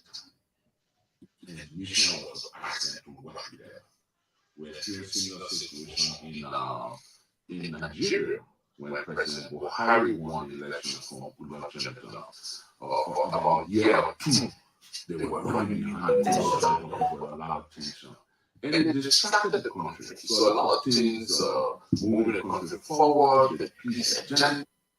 Okay. I hope you heard what Edwin Snow said there. President Weah last speech or statement to ECOWAS in a closed door setting. He was privileged to be there. The president stating, and I'm paraphrasing, I did not harass the opposition in Liberia. I conceded defeat in the election. I don't want them harassing me. Okay? I don't want them harassing me. Simple, but powerful. In order to maintain the peace in our country, these things have got to, you know, the Unity Party, they've realized, and that's what Nathaniel McGill said today at the HQ, that if elections were held today, CDC will win. Okay? If elections were held today, CDC will win because hands down, will win hands down because the Liberian people have realized it. Besides that, it was just by 17,000 votes that Boakai won. So he should keep the peace and don't put scavengers on the street, could I say asset recovery team, to go after peaceful citizens. Good English there. Yeah, very good English. Scavengers. Yeah, no.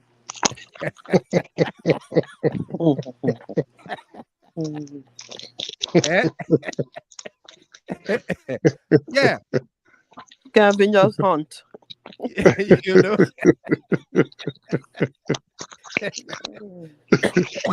Yeah. Bunch of people don't know what they're doing. They don't know what they're doing.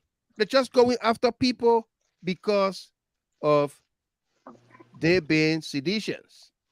Nothing else. Okay? You look at somebody and say, oh, I used to see the man hanging around one government official. I think that they gave him that car. Or that they gave him that gave her that car. You go after them.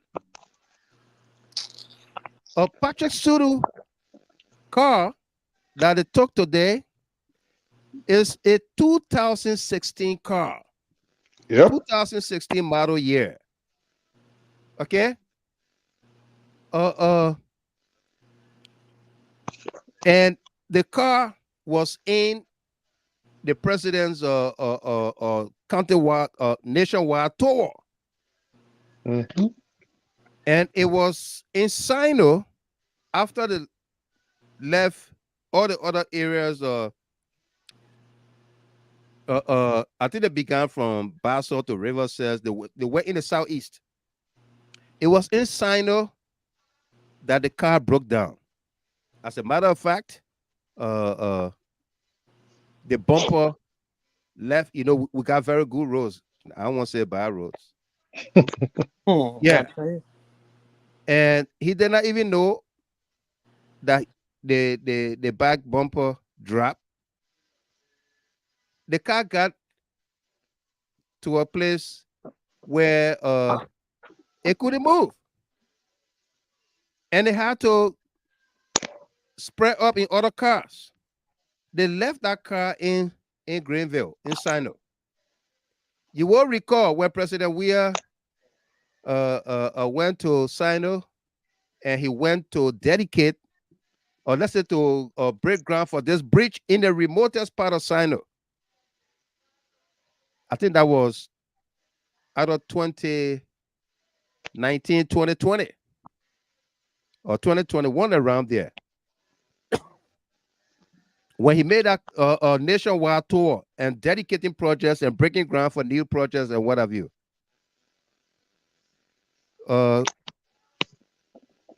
Patrick Sudue left that car there, and Public Works had to return the car on the flatbed, brought the car to Monrovia, reported to GSA, and it's on the books of Liberia's laws. Let me put it up for you, or what GSA say, or what the law say about government assets.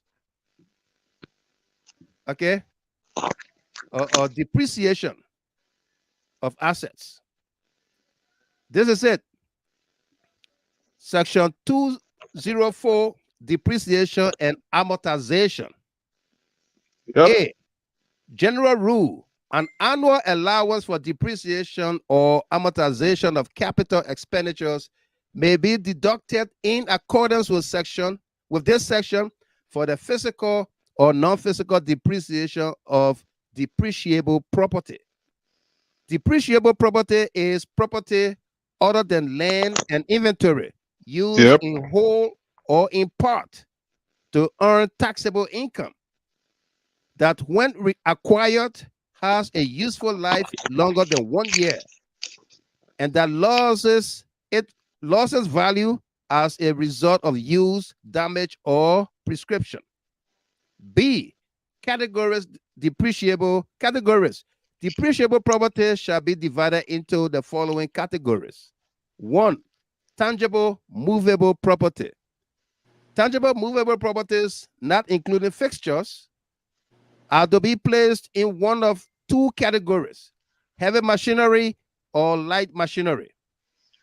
These categories are to be depreciated by the pooled depreciation method.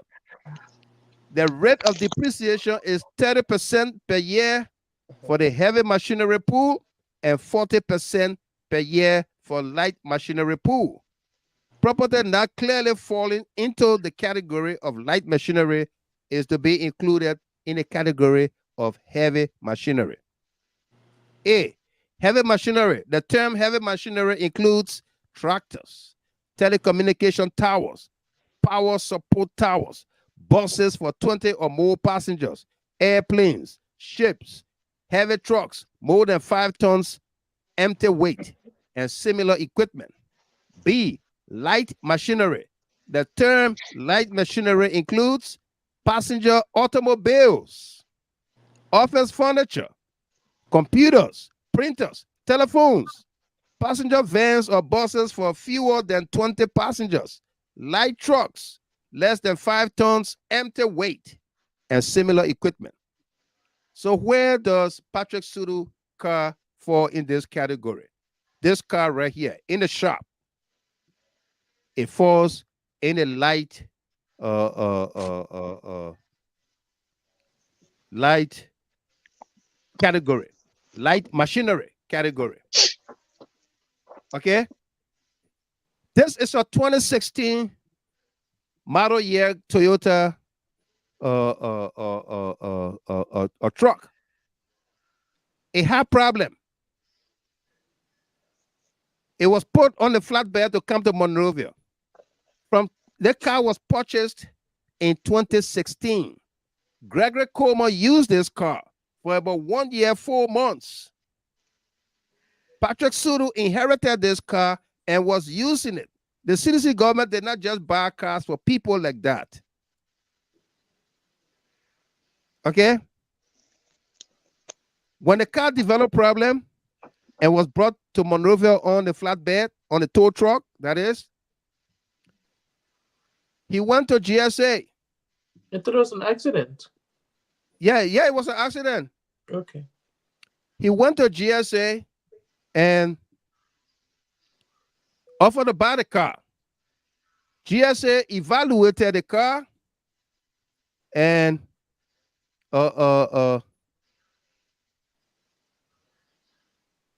decided to sell him the car, which brings us to disposal and letting of assets. The conditions and terms of disposal or sale of immovable or movable assets shall be determined by the General Services Agency. 2, the conditions and terms of letting of immovable state property, excluding state housing, for officials or political office bearers shall be determined by the General Services Agency. No state property may be let free of charge without the prior approval of the General Services Agency.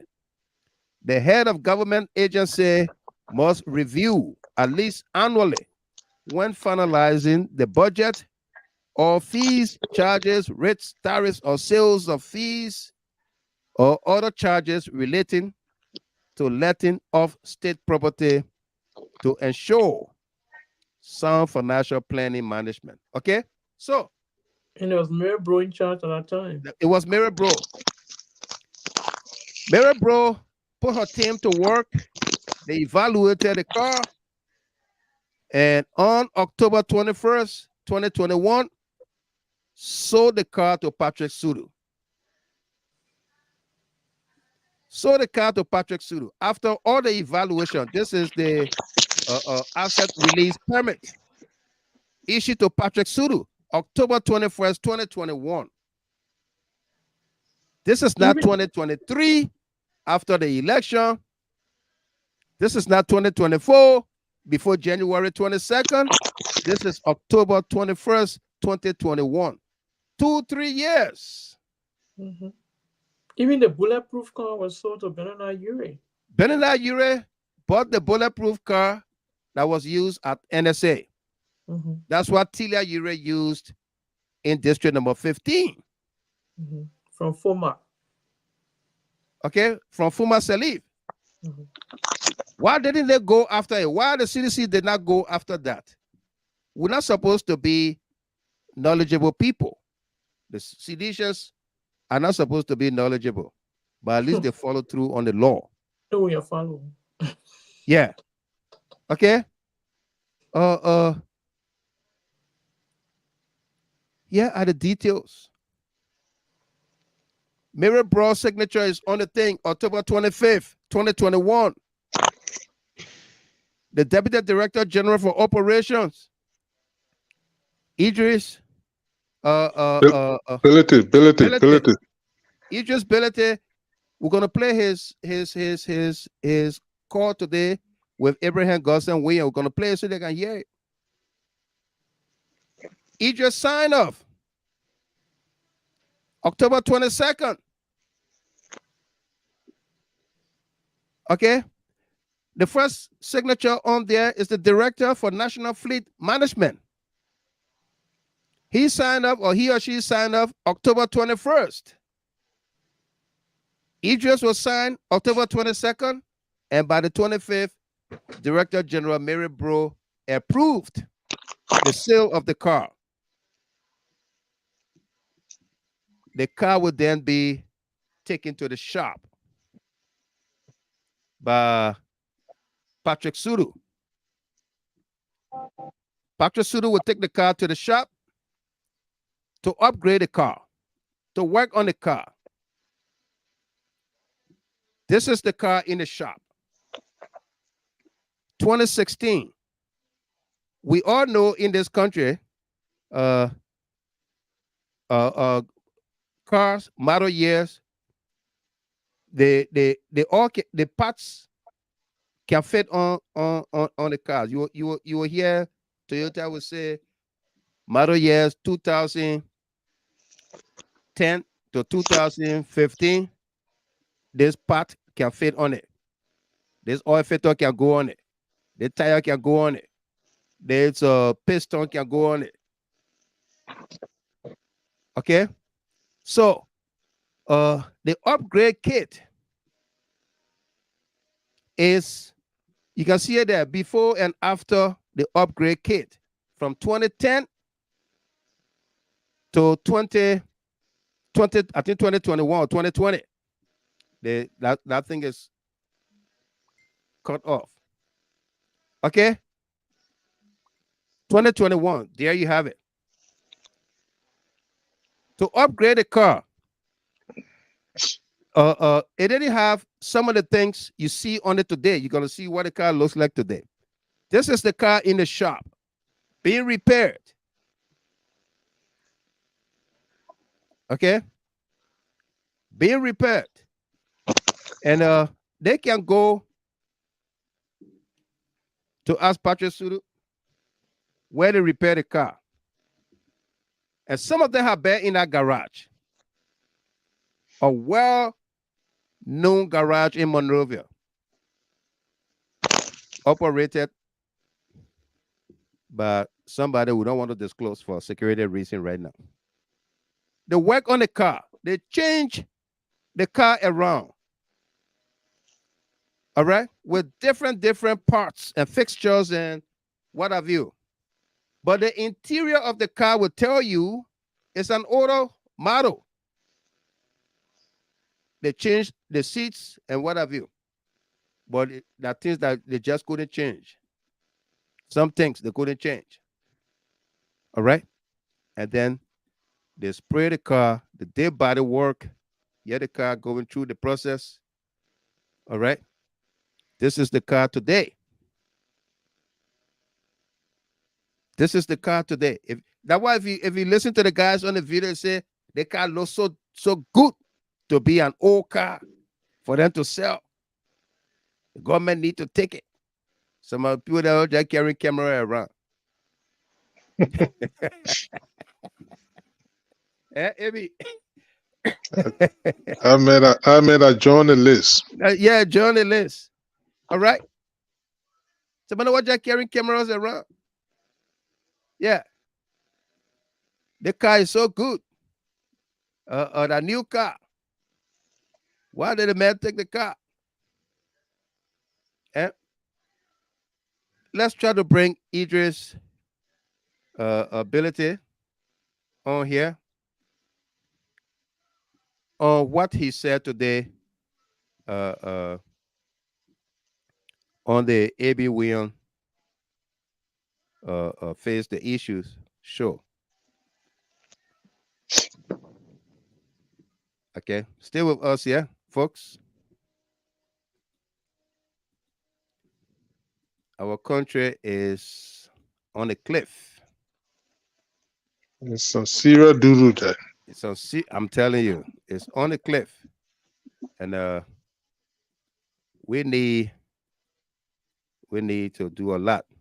Take a look and take a listen here, folks. Because that loon.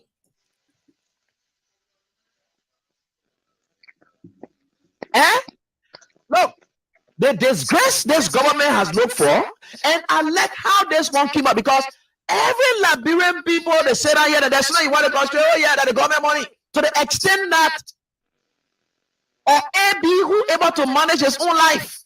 The moment he said that he do a late business, the useless United Party people, they who useless their entire life for 12 years. So they couldn't manage their own lives. And citizens saw it. People like Abby, we said it. They keep to power. They say our lay salary will get it, will be our lay horse. We don't want to be like the United Party people there. So because they decided not to live a useless and wasteful life like the United Party people who stole money and they didn't do nothing sound with it, they now became corrupt. They're forgetting to know that when you sit at a privileged position, let's say for instance, I, Abraham, we are the way I'm in this country. You think I can walk up to some kind of bank and tell them, say, give me a loan? They will not give me a loan. Am I not value? You know how many banks will be? I mean, say, AB, come, we'll give you loan. Please come do business with us. Because of my profile. I'm able to go to them and tell them, say, that's a privileged position that when you are in, you don't need to even, you can look, you can have your salary here, but you're able to go to bank and then get money from there.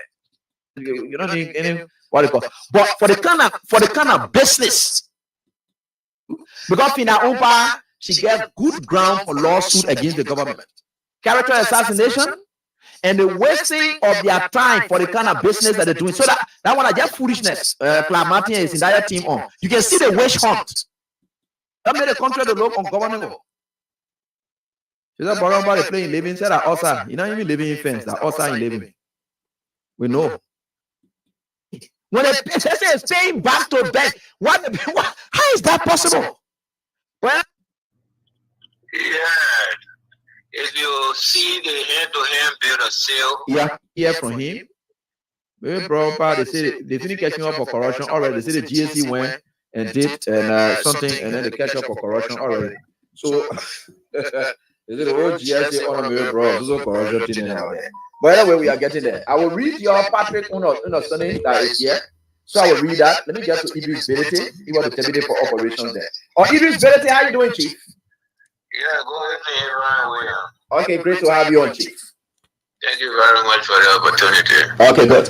Yeah, we are calling you up here because just today, I'm not discussing the FINA-OWN. The FINA-OWN part across the land deeply. I don't want to even go there because we get more evidence that will come up to speak to the issue to back finance claims of lawsuit against them, and they will have to pay for that. But let's get to the Patrick Sudue scenario, because Patrick Sudue scenario could be that scenario that they are using across the entire country of witch hunting people all over the place. I have a document right before me here. What do you know as operation man at the GSA at the time we was in power about government vehicles and so forth, specifically about Patrick Sudue's car and the former RG of the police?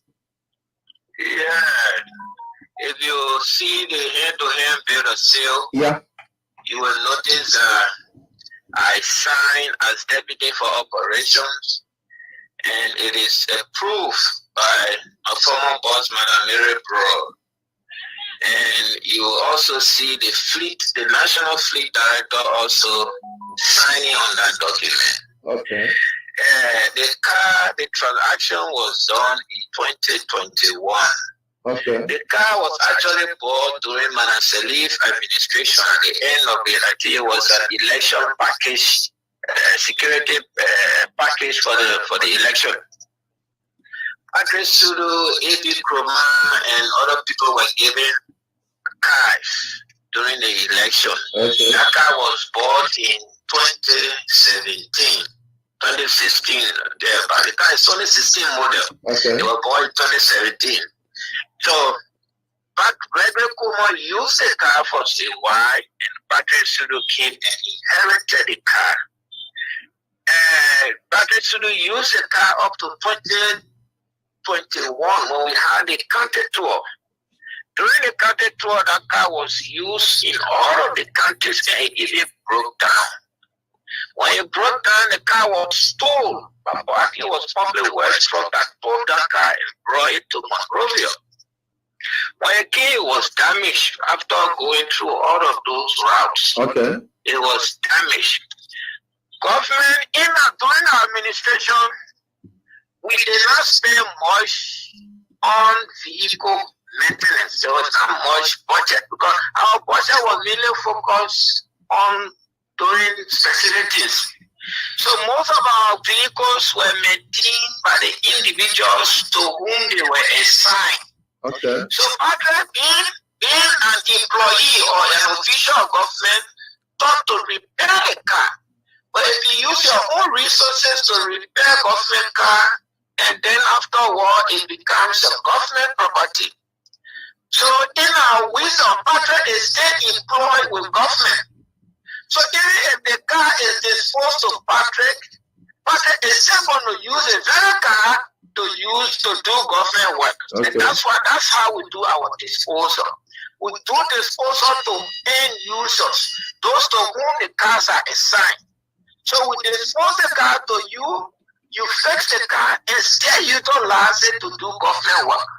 Instead of taking the car, give it to everyone who is not working in government, he carry it, he fix it, and then the vacuum gets created.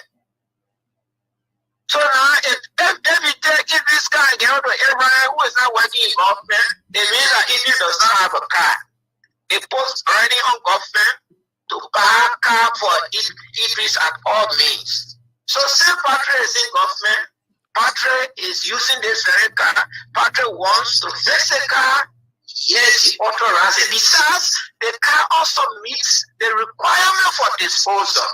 The law says, according to the revenue code 40-40-20, that is, at year 1, the car depreciates by 40%. Okay. At year 2, the car depreciates by 80%. At year 3, the car depreciates by 100%. So this car we are talking about is a 2016 car bought in 2017 and is being disposed in 2021. You can do the calculation. It means that it met the requirement. And per our assessment, because when you write, the first thing you do, you write to the Director General of the General Services Agency requesting to buy the car. When that communication comes, it sends down to the necessary directors, and then a team is set up to go and assess the car. Okay. The assessment is done, and then you will check the engine, you will check the gearbox, you will check the shock absorber, you will check all of the necessary things that are supposed to make the car pliable. After that assessment, the guys do their report. Because we have mechanics at the GSA. The guys do their report and send it. So they check it. Okay, the engine is fair, or engine is good, or engine is very good. The gearbox is fair, gearbox is good, gearbox is very good. All of those things are listed. So that's all this, they are all on the assessment form. You view the assessment form. They have an asset disposal unit called it ADU. That consists of the 7 persons. All of them will sit and review the assessment report and determine the price of the car. And that is done. It's not just one person decision. It is decided by a committee. That committee decision goes to the deputy for operation, who will now send it to test to it and send it to the Director General for approval. What authorizing you to go pay the amount that the committee decide on. When you pay that money into government revenue for government to use it, you're not paying the GSA account. You go to LRA and deposit that money. Bring the government flat receipt, and then GSA give you hand-to-hand bill of sale, telling you that you have completed the SSR, the required process for disposal, and you are entitled to take this car. And that's how Patrick Sudue, how do you call the other one? 101. What's her name? Sadatu Reeves. Yeah. Levin Sako, and 103. I don't know his name. I think some Monrovia. Prince Mama. Okay, 103. There were 4. The 4 of them were giving their cash to buy. And that's how it went across government. And this is the same system we inherited. In fact, we built upon it. Because there were guys that in the past, I don't want to go there, but the process was just as we inherited and we went by it. The party did no wrong. So in the pay for the car, party deposited the money to government revenue, party did not take the car onto himself. Besides that car as you see it, it's not like it was when it was being disposed. Party upgraded the car. The guy, those who know our car, Land Cruiser for Eastern, you get 2015 Land Cruiser and make it load by 2023. All you need is that front bumper you see that on the car right now. It's not what it was on it. Okay. He upgraded and he put the 2022 model front bumper on it. He changed the back, the trunk also, and make it look like the recent one. So when you see it, it looks new, but it's not actually a new car. It is an upgraded car. Like in America, they say Pimara. I think you have seen something like that. Pimara, you get the car to the garage, they change the whole design of the car. Yes. That's the kind of thing you do with their car. Exactly. So it's like a new car as it is being perceived. So people just need to look at the records. The records are there. They were disposal done to all of the ministry, all the ministry GSA has the record. Those cars that came in, the government bought from 2018 to 2023, the records are there. Our focus, if you look at what was our vehicle purchase was like, we were mainly focusing on certain agencies that are public sector. For instance, education.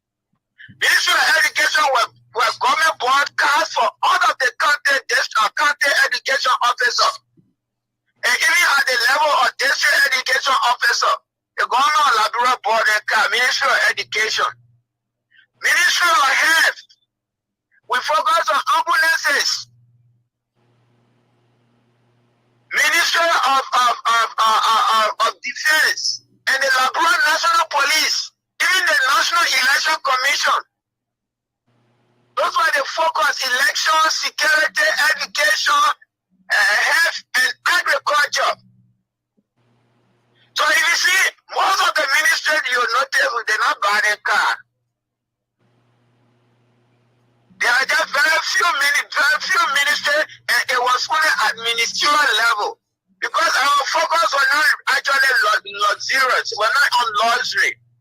Most of the officials of government were seen driving a personal car. I think also the Jalaba Topo, Eugene Pagone, all were complaining that they did not have car to use. So we're not focused. We understand that it's a requirement, but then we did not have the resources to buy everybody a car. So we constrain our officials to go to work using the meager resources they have while we manage to carry out our development. And then we bought buses lately. We bought buses and distributed to other ministries. Worker buses. Because workers were completing, even though the officially get at least that should be worker buses to commute the workers to work. So that is how we did it. So if you go to the agency and see no car, all you need to do maybe ask 1 or 2 questions. What was the minister using? What was the status of what he used? Did he buy? How many? Ask just simple questions. Because these transactions are legitimate. Anybody could take, a recourse, and it will be binding. Because the law gives the PMF law gives the Director General that authority. It is a law. It is a discretion of the Director General to dispose of the vehicle. All you need to do is to utilize that discretion appropriately. Make sure it meets the requirement. So we're just telling our friends, our brothers, that they need to slow down. Just follow the process. Just look at the paperwork, the paper trails. The records are there. Follow it, and you will see that. You don't have to create the checkpoints. You go at the various ministries and agencies and just do fact finding. Call for physical inventory of the fleet. Take a record from GSA. Go for instance to Ministry of Education. Yeah, during 2018 to 2023, we observed that government bought X number of cars. Where are the cars? Some will say the car, some will say the car is in the bush. Some will say the car is in this county. CSA has asset monitors in all of the counties. And those assets, that's why I tell people, I say it's difficult to steal government car with the kind of system that is in GSA. Except somebody in the system wants to do it, which is humanly possible. Because the system is created by human. But it is also very difficult because records are there. If you take out, you bring out the GSA for coding, GSA codes it and track it. If you take it to the county asset monitor is there also taking record. And this car has been sent to Lima County for Eastern. It is used by maybe they have center there. That asset monitor should take, it's taking track of it. So if you go to the Ministry of Health and the car is not available, and they say it's in Lima, just go down your asset monitor there, you get it off it. In the hospital that the ambulance or the car is assigned to, you contact the hospital, they will tell you that that car is assigned to so doctors, so practitioner. It's easy. Wow. And from the revenue code mentioned by you, I would like to ask this question before I take leave of you. And I just display on the screen and the bill of sale that was issued to Patrick by you guys. And I'm seeing it there, and the hand-to-hand bill of sale. And that's what I'm seeing there. Asset release and permit, and I'm seeing it. And I read there, and it's on screen. And so I'm seeing here, it says here, that this 4-year-old vehicle has met all disposal requirements due to multiple mechanical faults. That's why you place there on the lower corner, and in the lower corner on the hand-to-hand bill of sale with all of your signatures that are there. And I'm seeing it here. Date issued was October 21 and 2021. That was when it was issued. And to Patrick, right? Issued to Patrick. Okay, it was issued to Patrick that time. And the car was brought in country, you said 2016? It's a 2016 model car. Oh, okay, okay. It was born in 2017. Oh, okay, okay. Government buys car. In most instances, government buys the car of that very year. Oh, okay, okay. I don't know how the procurement process was done. I think it was 2016 car. But usually when government buying car, they buy the car that they buy it in 19 years. Oh, that's in here. Okay. Yeah, that's very model. Okay. If you're buying car 2023, it has to be a 2023 model. Okay. Yeah, there are some instances you take if you are buying 2024 with it, you have to buy a 2024 car. Okay, so so 2017 car And of course, Gregory used it in 2017. Though it's 2016 car, but Gregory they bought it in 2017. Gregory used it in 2017, 18, and I think 19. And it was given to Patrick in October 2021, which was 4 years after. And Patrick still used it. So when the two people dispose of it, and I'm seeing a similar. Okay, good. After the county tour. Okay. Yeah. Okay. I'm seeing it right here. Yeah, I'm seeing it. So when you people are disposing these cars, do you people take into consideration how much government is going to be losing? Let's agree that this car is used for 4 years, but managed by the person who was using it for 4 years, and it's still on a good condition. And because they are being used and due to the revenue code for 3 years, it can be present despite being a workable condition and those faults, as you explained, that affected the vehicle on county tour. If they seem to be 40, could Patrick get warm up to you, or can anybody get warm up to you and tell you, say, I want to buy this vehicle because 3 years passed already, despite them managing it well? It's not done like that. Okay. There are instances, not the law, they didn't say that you automatically dispose the car. There are instances where the car can get transferred. But if you transfer the car to another person or another agency, what car is left for Patrick to use? Okay. You understand it? All right. The law says if the car, the PPCCI, if the car, for instance, an LMPC, it doesn't have the required funding to repair the car, the law says you can also transfer the car to another agency. Okay. But that agency you transferring it to will also have to use lower resources to fix the car. Okay? And now when you transfer the car to another agency, it becomes a burden on the government now to back car for the LMP or the director of the Inspector General. So to avoid all of that going to extra expenses, they dispose the car to Patrick, and Patrick fix the car and stay in the employ of government. Okay, I understand that. You see the rationale? Yeah. Because the man stay in the employ of government, they dispose the car to it, he fix it, it becomes his car. But he still use it, he's not going to buy additional, if you notice, government did not back up for Patrick. No, government did not. No, government did not back up for Patrick after that. We bought car for police, yes, for operations. Some of those cars, though, you see joint security on the police vehicle. You see joint security tax force, joint security tax force, yeah, a lot of them. But not for the director proper. No. We did back up for the deputy for operation after that. Wow. Because it was expected that they will repair those cars and stay using for operations. Wow. All right, thank you, Thank you so much. We appreciate it. One more thing, how am I going to sell the car that way like that too? Car that we bought in 100,000, 60,000, if you want to sell it.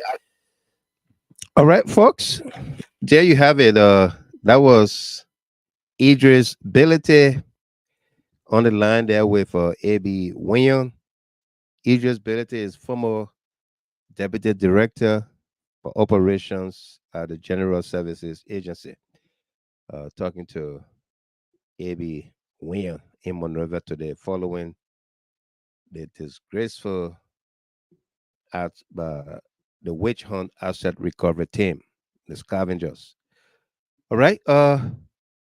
Let's go to our panelists and analysts on here to have their takeaways with what we just heard about all of this, followed by the seizure of taxicabs belonging to Ambassador Finda Bundoo, Nora Finda Bundoo. A lot of you attested to her being a long-time business woman there in Liberia, River G, Maryland, in the Southeast, and what have you. Right? Let's hear from them. We'll begin with Rosalind. You there? Our two ladies first. Yes, I'm Let's here. jump in. I'm here. Okay. I'm here. Yeah, Jeff, Yeah, take Roslyn, it. Yeah, Roslyn, take it away. I think my computer have frozen on me, so take it away, and then you guys, I'll be right back with you. Okay. Is that what our time again? Yeah, it's that time. That's time again. That's all right. So, thank you, Mr. Gilman. Thank you too. Oh, that's music in the background, Rosie. Okay. Huh? No, there was music in the background. You can say, yeah, Rosie, all right now. You okay? Okay. So, yeah, thanks everybody. Thank you for having me on the the panelists again today, Mr. Gilman, and to all of our panelists. Thank you guys for your deliberation. Welcome, and Sarah Duopo, good to see you here, and to our followers. Well, with this whole asset recovery thing, everybody has spoken and spoken well. On the line of Finda Bundoo is not a new thing. We've heard long and long that she has been a business person that decided to join politics and follow President Weah. And President Weah has spoken very well of her performances at the executive.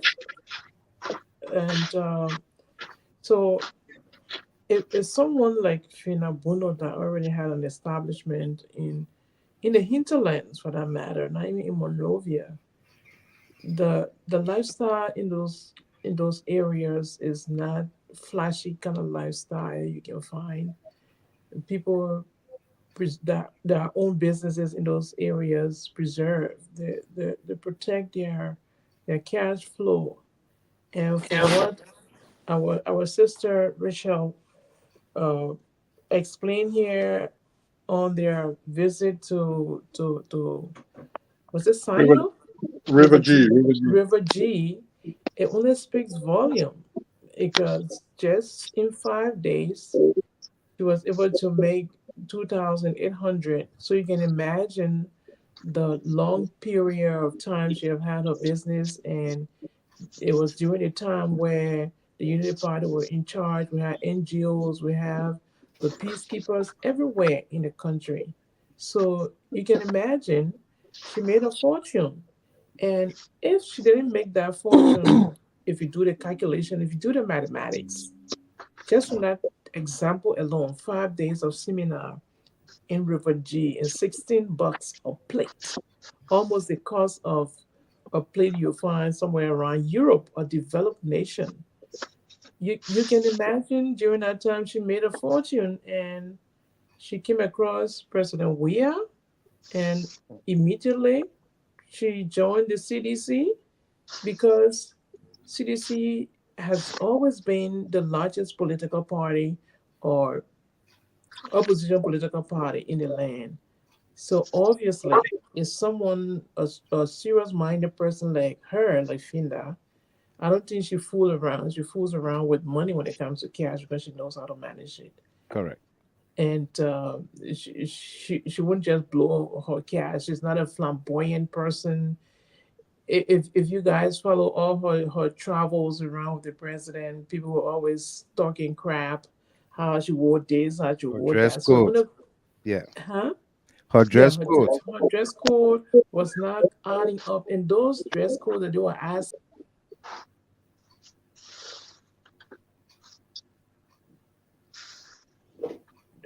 the upkeep of those dress codes, they are not cheap. They don't come cheap at all.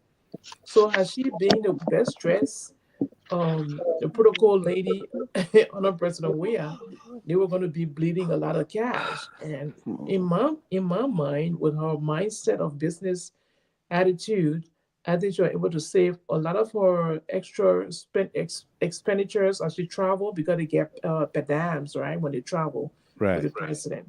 So I don't want to believe in knowing very well who President Weah is, afraid of trouble.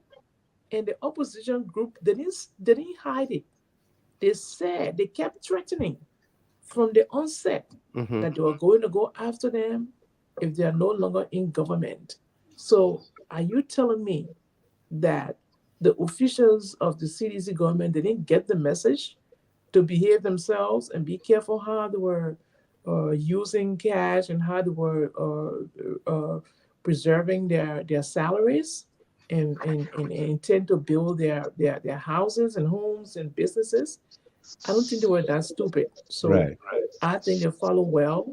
They got the hints from the opposition at that time, and they were able to prepare themselves for this day today. Thank you. Thank you very much, Ms. Chapin. I don't know if you saw the video, but there was a guy there in short trial say like I don't know where he came from, and say I've been hearing the people say these taxes that from Finda Bundoo. Ms. Chapin, Mr. G. Chapin. Yeah, can you hear me? Yeah, go ahead now. We're hearing you now. Yeah, I think the cameras are frozen, right? No, I got frozen, but you want to put your camera on, you can put it on. Okay. So yeah, a lot has gone down, as you can see. Right. I mean, those are the people who say, especially for Martin Curry, I will actually go after him because he professed to be the intellectual. Yeah. And being intellectual is like applying knowledge. It's not theorizing things, memorizing, and reciting. And reciting, yeah. Yeah, you should have that. You should have that intuition to put knowledge into practice, to deploy practice. That's why reflect your knowledge, your practices. Reflect your knowledge. Not only what you write on the paper is how you deliver the thing you write on paper. Yeah, it's how you. So he considered him. He said that intellectual. He has just tamed his intellectual ability. You know, I begin to question him. I think he's one of those people who just phone.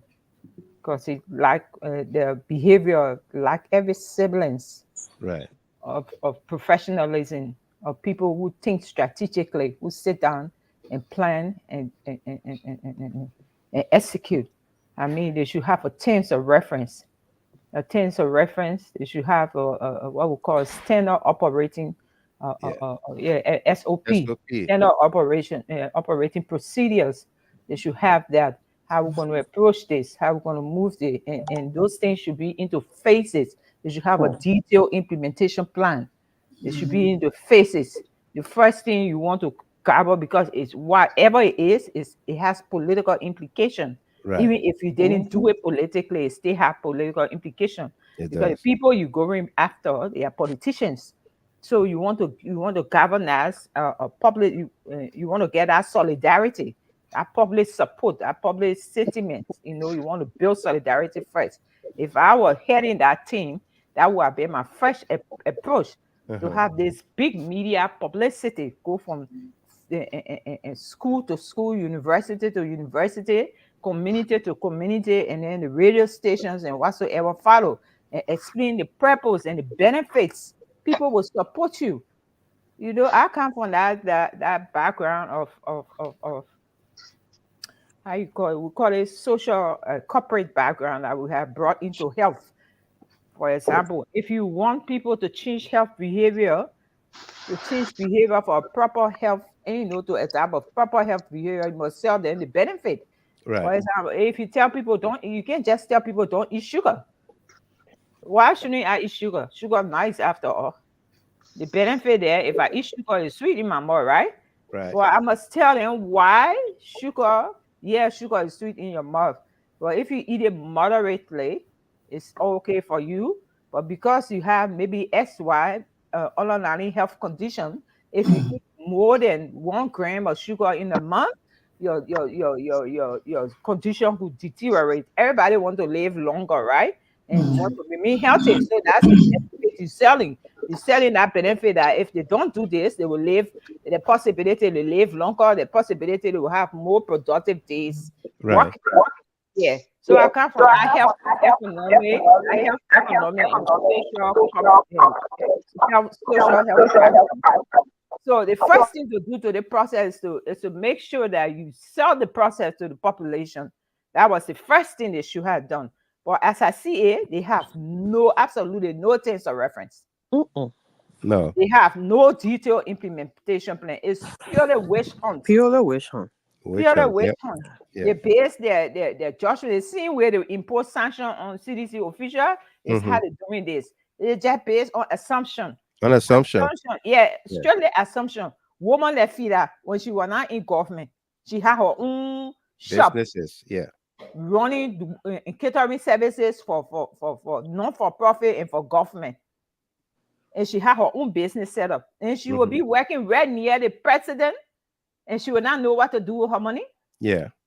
She already had that naturalness to business, you know. She already had the business behavior, the business approach. The business She's already acumen. corporate, acumen. That big English there. Yeah, I took it from AB. He just said it to me. She already have the behavior, you know, that you call it acumen or whatever.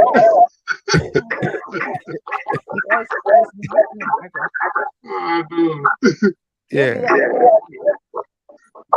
As I was saying, they have no ground, absolutely no grounds.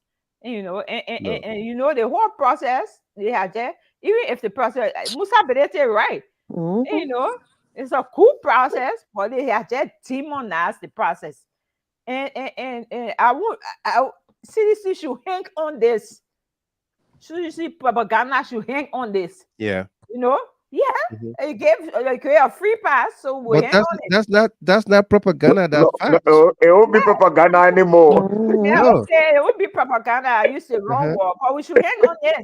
Yeah, I mean, that's a serious pitfall. The whole process is demonized. It's demonized. There's a reason It why lost. this particular group should be dissolved. And we should all sound off for the CDC. Legislative caucus, the budget with the dissolution or suspension of surcharges, render the budget null and void. That's a $14 million that are taken out of the budget. Now, we have to prevail on them not to fund anything asset recovery. The Liberian taxpayer money should not go for people to witch hunt people. It's not going to yield anything, but nothing is going to yield. So that message needs to be sounded well by all of us here and beyond. Exactly. Not to fund the asset recovery. No, they shouldn't be funded. They asked for 1.9 million though. 1.9 million. 1.9. They are thieves. Yeah. What are they going to do that they need 1.9 million? To be stopping cars. They're going to do forensic investigation. BB Fish and lost stuff. Look at them there. Yeah, man. So, Mr. Gilman, so they just feel, and I just want to talk about the CDC caucus or whatever. You know, from the beginning, what I suspect, some of them wanted to compromise. But they say when the birds are getting roasted, the chicken should get concerned, right? Right. They have come home. Now that they see the people going after Finda and Patrick Sudue, it has come home. It come to their doorstep. But that's the plan. Yeah. They're gonna now, that market shouldn't be surprised they will see a man grave. Yeah, they will see a mother grave. Yeah. They will do what? That's true. They will see a man grave. Because they're going after everything. The law is out to see where you put inside. They will recover a man grave. They will have maybe take out the boom and carry somewhere and keep that grave. Maybe when one of their Palestinians die, so they can bury that person there. You're laughing. Telling you. Now the first corruption they put behind Mageo. The man grave. Yeah. So that's on the thing and I put sanction on you so you will see a man grave. And he just sit down there and say zombie. And we all Liberian one person. We are not in power now. There where were the people? Those people are very vindictive. Those people are vindictive. And they get the cue. They get the cue from Joseph Yuma Boakai. Yeah, the people mean to create a one-party state. CDC is the only alternative. So they mean to create a one-party state. I was kind of so angry. They wanted a one-party state. Can you imagine? They had won the 2017 election and they will still be in power to this date. Yeah. So they want to create that one-party state and have their free will so that what they need, the new minister of state can be asking for 10 SUV for 4 people. Can you imagine that kind of cruelty? After receiving 70 cars. Mr. Gilmore, not to take all the time. Let me just say this quick from personal experience. When I came to the country, I had to my king first, and then I sent for my children later. I came 2014, and my children came 2015. Mr. Gilmore, I went to the Department of Human Service. You know that they take care of the social welfare stuff. When my children came, they told me to submit some papers. So I submitted some of the paper, but I had to get some additional from Liberia. And when those papers came, I carried it. So I came out, I was sitting there, the man just to on the computer alarm and say, the man say, okay, go home by this evening, you will get 5,000 plus in your account for your children. I still sitting down looking at the man, Mr. Gilmore. You see how people can be, how our construct can be damaged? Yeah. You know, at that moment, I forgot I was in Australia. I thought I was in Liberia. I was sitting down waiting for the man to say something else. Maybe when you go home, give me some of the money or something like that. I was just sitting down looking at the man. Yeah. I said the truth. I'm lying to you. I said sitting down looking at the man. I said, man, I said, this evening by 5 o'clock. I still look. Man, I said the third time before I came to myself. I said, okay, yeah, take you. See, I started looking at the man. Wow. Yeah, I started looking at the man just like that. Once they say they mean it. That's it. I mean, that's the system. It's the law. It's the system. Yeah. That's the system. That's why our country cannot go anywhere. In the Netherlands, they say absolute. Nobody want to follow the rules. Exactly. Right. So Absolute. none of us here support corruption because we know that. You got it, Mr. Gilmore. You got it, Mr. Gilmore. You got it. Yeah. Yeah. None of us here support corruption. I benefit a lot. My daughter one time during the COVID, she worked so hard. She worked there, I think 2-3 jobs because there was nobody to come out to work. Right. And the government, afterward, the government went and cut her money during tax time. They cut it in, take out with her. She paid Medicare levy. She paid all kind of levy. Then she was crying. Whoa. I said, what are you crying for? We were collecting all the people free money. You know, say other people who have money they work for, they were giving it to us. Yeah. Oh yeah, they will take it back. Yeah, I said, yeah. So I'm very particular, but yeah, I like to pay taxes here because I benefit a lot. I'm a single man with 4 children here, but I benefit a lot from the government, so I love paying my taxes. Yeah, Absolutely. Yeah. Absolute. Thank you very much, Miss Nobody Champion. against the process, but let them do it properly. Let them do it properly. Yeah. Right. You're laughing. That's how my kid man would be grave would be on the asset recovery. You'll be there laughing. That was funny. Emmanuel Process sees Nathaniel McGill or mother's grave. This is so funny and quite laughable. I'm part of the asset. You don't know what the people are after. Apostle Sio, let's hear you. Yeah, Mr. Gilmore. Thank you, Rachel and Rosalind there. If they got the guts to go to NASCOP and ask for 5 vehicles that worth at least $117,000 US.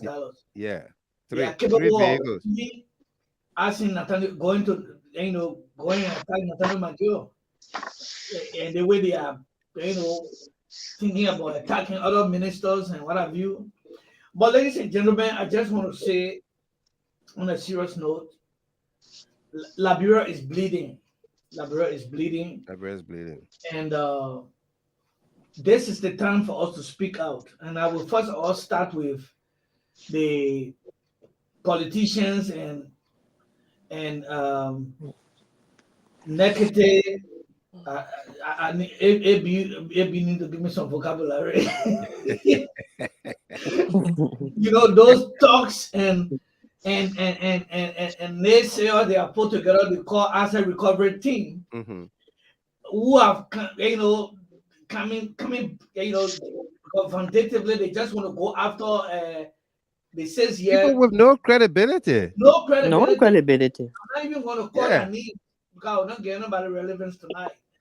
So, I mean, first of all, I saw something like something in the budget like 1.4 million wanted to be in a 6.692 budget that they just drafted that is not yet confirmed by the legislature. I saw something like 1.4 that's supposed to be attributed to them. 1.9. Yeah, but in the budget, I don't know if they are requesting 1.9, Mr. Gilmore. Yeah. But I don't know in the budget if there was any 1.9. But yeah, maybe you can correct me on that.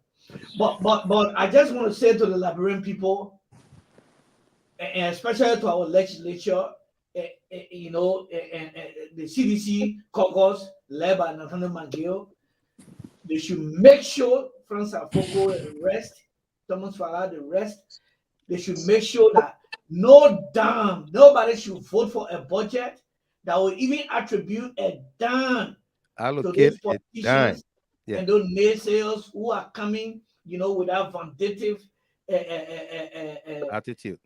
Yes. Yeah. To go after last 6 year government officials. In fact, if you want to do an asset recovery, you should go from 2006, 2007. Then we know that you are serious doing asset recovery. Don't say you're going to do asset recovery from 2016 or 2017 or 2018. No, you must go back all the way to 2006. So there will be, you know, a strong resistance. But, you know, if they don't have money, they will not be frisky.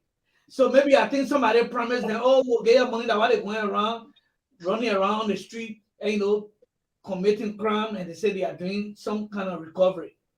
So I just want to call upon the Liberian people, especially the legislature, to not fund this, to not give them any money concerning the asset recovery. Right. Because my reason is that the money is for the Liberian taxpayer. The Liberian people work for it. And then to give it to a group of politicians and for them to sit down, not only that they will eat it on free ride, but to go and be attacking people. And set up checkpoints across Monrovia. Across Monrovia and across the country. Yeah. This is not the democracy that we've been crying for. No. This is not the nationalism and patriotism that we want to encourage. And that should be put to stop effective immediately. And I know Mr. Gilmore talking about Boakai saying he's a mayor, so he like to use effective immediately, you know. So, ladies and gentlemen, that they shouldn't be funded with any amount, and we should discourage. In fact, the budget that is on the floor should be discouraged. It shouldn't be signed and accepted by the legislature. That is my suggestion, and I believe that somebody from the legislature will listen to what I'm saying, listen to what Roslyn is saying, listen to what this platform is saying, and they're going to do it for the Liberian people. The Liberian people are crying. Now, quickly, this is unfortunate to attack Patrick Sudue.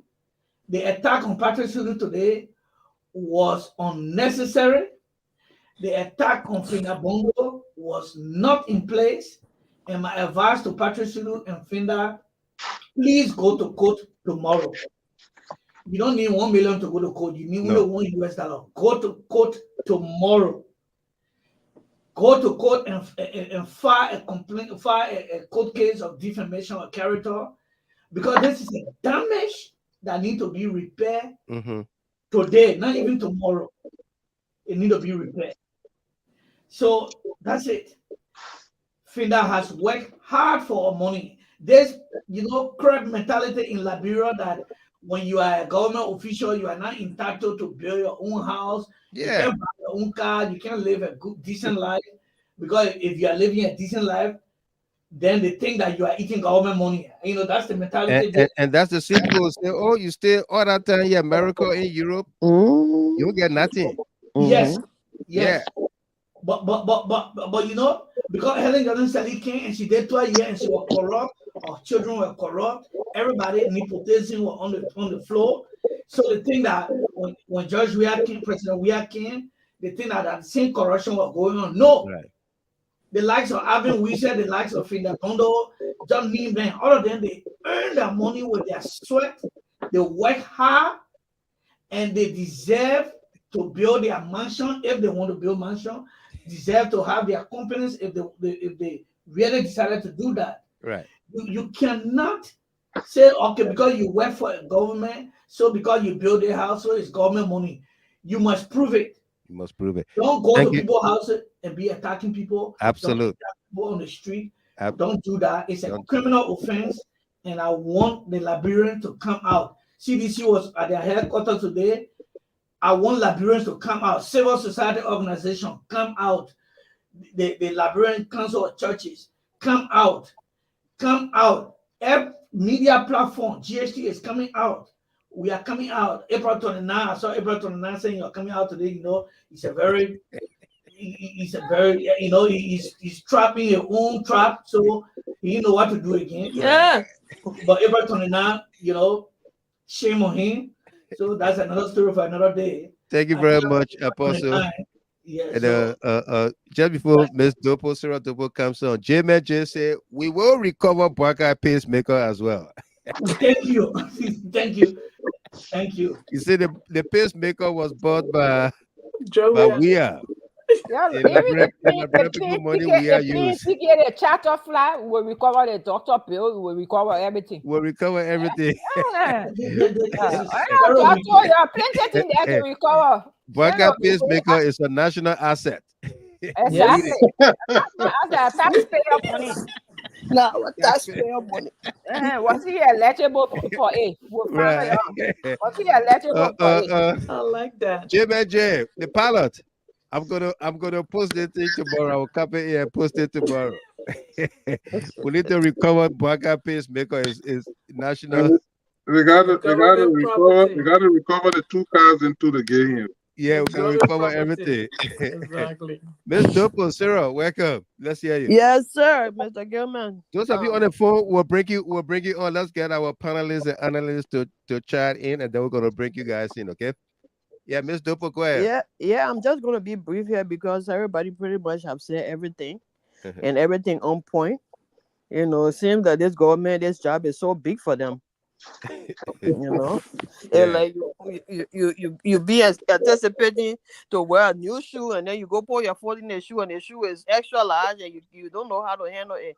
That's how the government looking. And at Christmas Day. Yeah, exactly. you get all the stores closed. You can't change your screw, you can't change. You know, seriously, Mr. Gilman, like you have an asset recovery team, which of course the idea is a good idea, but why won't you even establish a system? Why would you stop outside of the rule of law? Why would you just look at somebody and think that their property the guy is stolen? Like, what is that? You know, the people don't know how to govern. And this old man, they say he got, I don't know, 42 years or how many years of experience. This is shocking. Don't have a man like this in the highest office of the land, and he got his people doing that kind of thing, and we can't hear one word from him. Right. You know, this is ridiculous. Very. You want to accomplish anything, you have to have a system. You have to put a system in place. You know, so the Liberian people can understand what you're doing. But everything they're doing right now shows that their job is very, very big for them. They ain't able to job.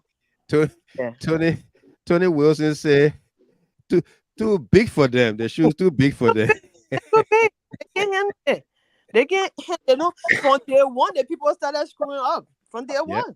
Right. So you can just tell that everything else is just gonna be nothing but a mess.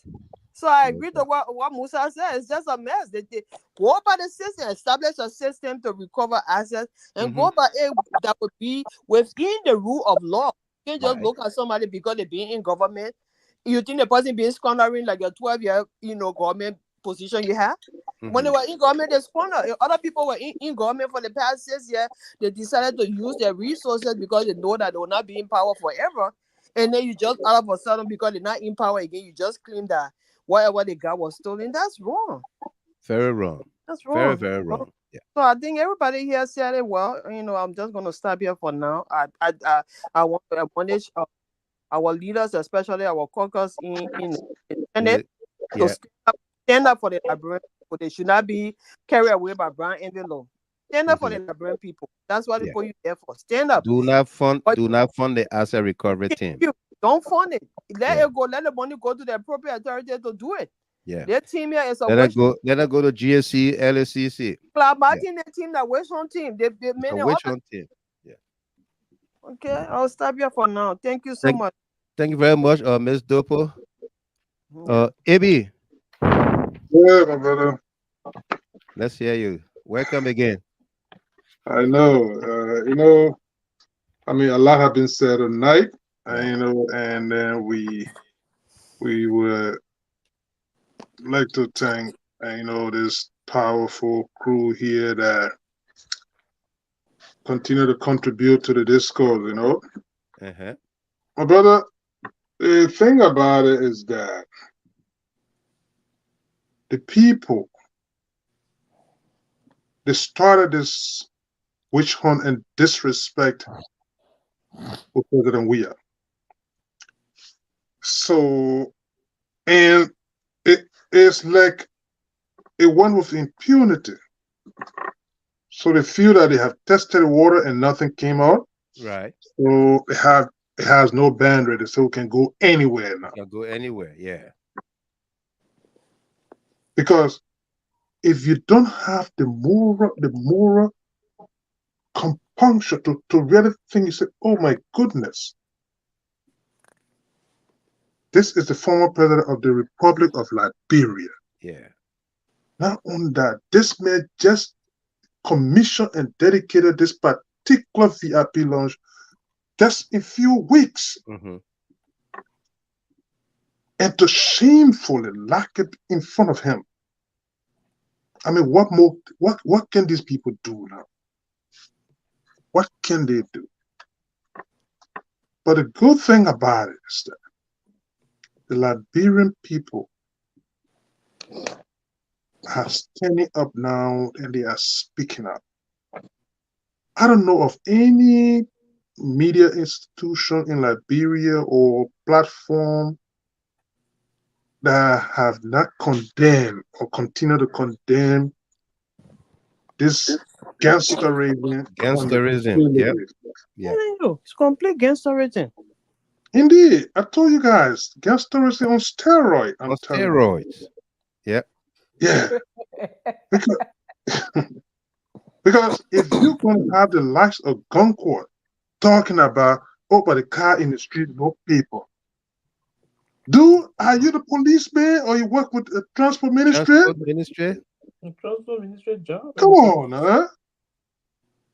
Even Julia Malema in South Africa was not exhibiting the kind of behavior against the South Africans, because that's the person that you are emulating, and then you call him your leader.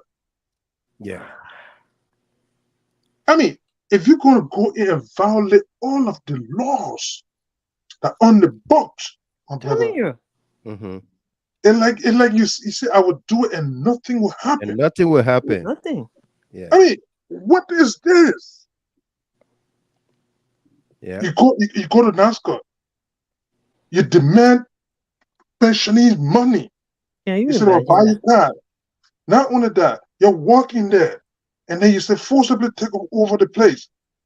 Hey, I mean, it could be their actions today were just cover up to take away everything from the Minister of State.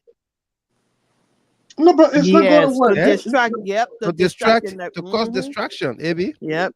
The issue keep piling up. I'm telling you, it keep piling up because the issue that voucher, trust me, is not going to go away. No, it's not going to go away. And like I told you, the voucher. Like I told you that last night. Yeah. The diversionary thing, it started being orchestrated by April 29. April 29, yeah. Hey, Mr. Grandma, sorry, I wanted to ask what is April 29 for? I was laughing like crazy. That the day he's supposed to go to jail. Well, maybe he will a couple more millions not to go to jail. To be to orchestrate that thing, talking about, oh, you know, it was not meant for the removal of the speaker. They're just trying to muddy the water. Right. So Right. the criminal nature of that particular offense can be diverted to something different. That's the ploy over there. So I would never buy that thing from them. I will not buy it either. It's not going to go away. You understand? So, my brother, again, I know the time is fast spent and others got to come in because I know the callers are eager to come in. Yeah. But we got to stay resilient. Even the lawmakers. Yes. They have a rule. They have a rule awakening. It's like what they're seeing. It's like, wait a minute. Where are they? Where is the end to this kind of madness? When does it end? Yeah, this madness. It's a When does total it end? madness. Yeah. It's total madness. This is nothing for people to keep silent about. No. This is total madness. Because if you're going to say that, oh, the people spend money and XYZ, for crying out loud, if you work in government in Liberia, you're making $3,000 a month. You're telling me you're not getting your own Congo somewhere. It's because you didn't do it, so others should not do it. Others should not do it. People. Somebody trended earlier said, I think our Mass SP said, pimping rider and keke rider, they're building mansions. Exactly. Kalasela there. Yeah, building, that lady that building. sold her pepper, that pepper seller. They almost built a pepper seller beautiful there. house. Because shamelessly, a lot of them didn't do those things. So when they see the young guys doing it, they get angry and they envy them for those things. They envy people for that. Yeah. Like, you know, brother, I mean, we will not relent on these things. The only thing we keep reminding, and I like the vigor that is coming, is emanating again from CDCN. Yeah. That's the right thing to do. It have to be a collective effort and concerted to make sure that speak up forcefully. Yep. Yep. Well, let me give the others chance to come in. Yeah, Tamasa. Yeah, Mr. Gilmore. To the telephone lines. Yeah. Yeah, you know, I've been, you know, when a group of people, you know, people refer to them as educated people. And then on the other hand, their action is driven by hate, vindictiveness, envy. Classically, these people you just bunch them up and refer to them as sophisticated food. I'm telling you. Their actions today, especially, they have. I think Costa get one name for that. Sanama. Oh no, I won't go there. So I just say I don't want to go to Costa. So I say they are sophisticated, but they are fools. Yeah. Yeah. But yeah, Mr. Gilbert, because look, you see, I really enjoy Big Brother, the Honorable Musa Hassan Belede. When I read his piece the evening, I said, we have men and women in our country. Liberia will never be like before. We'll have people that can stand up, irrespective of their political and other affiliation. There's a well-intended national call. But the Boakai factor, the Boakai and his people, they have destroyed this on the basis of hate. They have destroyed the foundation that President Weah have set up when it comes to the asset recovery. Even you talk about asset recovery, are you talking about those that just came from power just quite recently? Yeah. The intent is not for that. It is as far as going back, analyzing the situation. Right. And coming to the present. But they had destroyed it. But I just want to close on this.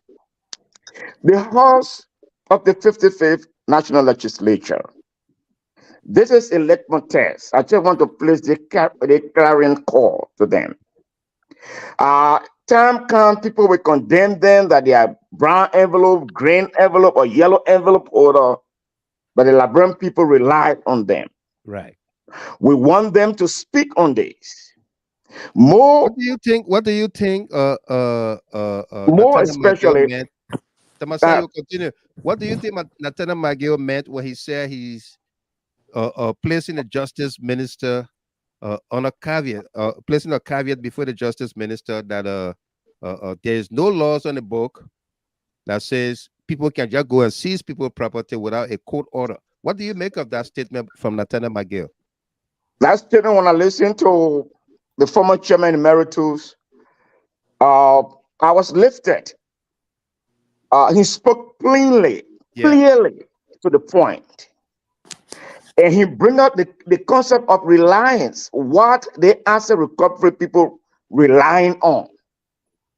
Now, if you want to talk about asset recovery, it's a collective issue, collective something that needs to be discussed through the national legislature. So what order do you have? That you just go and grab somebody on the street and bundle them out of their cars, and you say asset recovery? So when the chairman emeritus and the senators spoke on this issue, and he gave that clarion call and caveat. Yeah. So President Boakai, that's how the discussion should continue. And mind you, the caveat to President Boakai, it is not like a fanfare. No. The former chairman and the senator spoke from the position of strength. The CDC can call for civil disobedience in less than 30 minutes. The entire country can be shut down. Right. We have that capability and capacity to do so. Absolutely. So that's why when the chairman said that, I salute the chairman for it. But I want to talk to the national legislature. Dollar, penny. The GC man say, "Nyenye bear."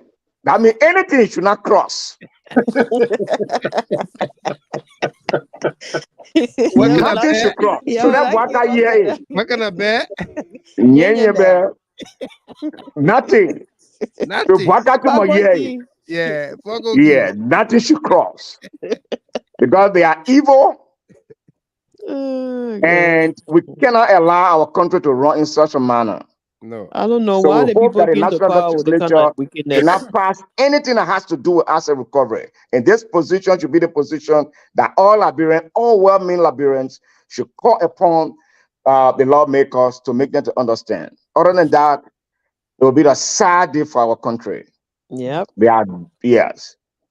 So let me just stop that far quick. Listen to our people. Thank you very much. Let's go to the phone lines. Yeah, thank you. Yeah.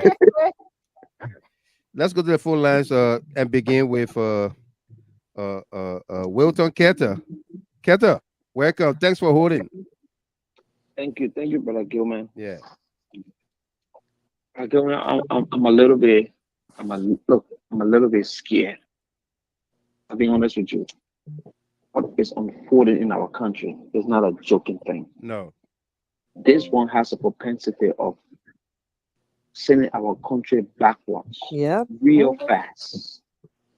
When you have what I refer to as grown boy in our land, not a grown boy today, standing on the street, not identifying vehicles, private cars, and say because they don't think the car have proper document, acting like a traffic police officer, going after people that was in the past official of government.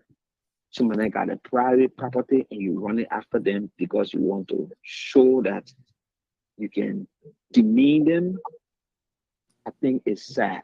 And like Delano said, if this thing continue and CDC gets fed up, when they put the people on the street, it's going to be dangerous. Because Unity Party-led government, the party and the government, they feel they are entitled to Liberia and nobody else. Yeah. Today, I was listening to the information minister when Samuel Jackson called these people grown-up boys. He was so furious with Samuel Jackson, and he said, "Why would Samuel Jackson call government official grown-up boys?" Samuel Jackson said, "You remember when you used to be on the class reload? Yeah. You were calling the president, the then president of Liberia, criminal roles and all sorts of names." When you start to realize that this president was president, we was president of Liberia. When you start to realize that the people you call back criminals, that you have no proof that they did anything. Yeah. When you start to realize that they were government officials. When you got people who do not have the legal jurisdiction to go and seize people's property, to put them on the street, to start taking people's property from them. This thing is dangerous, Mr. Gilman, and we must talk about it not only just on GST, we must talk about it on all the platforms we can get that radio in Liberia to make it loud, because Mr. Gilman, we have invested a lot in our country. Absolutely. The very people destroy our country, destroy our property, have to kill our people.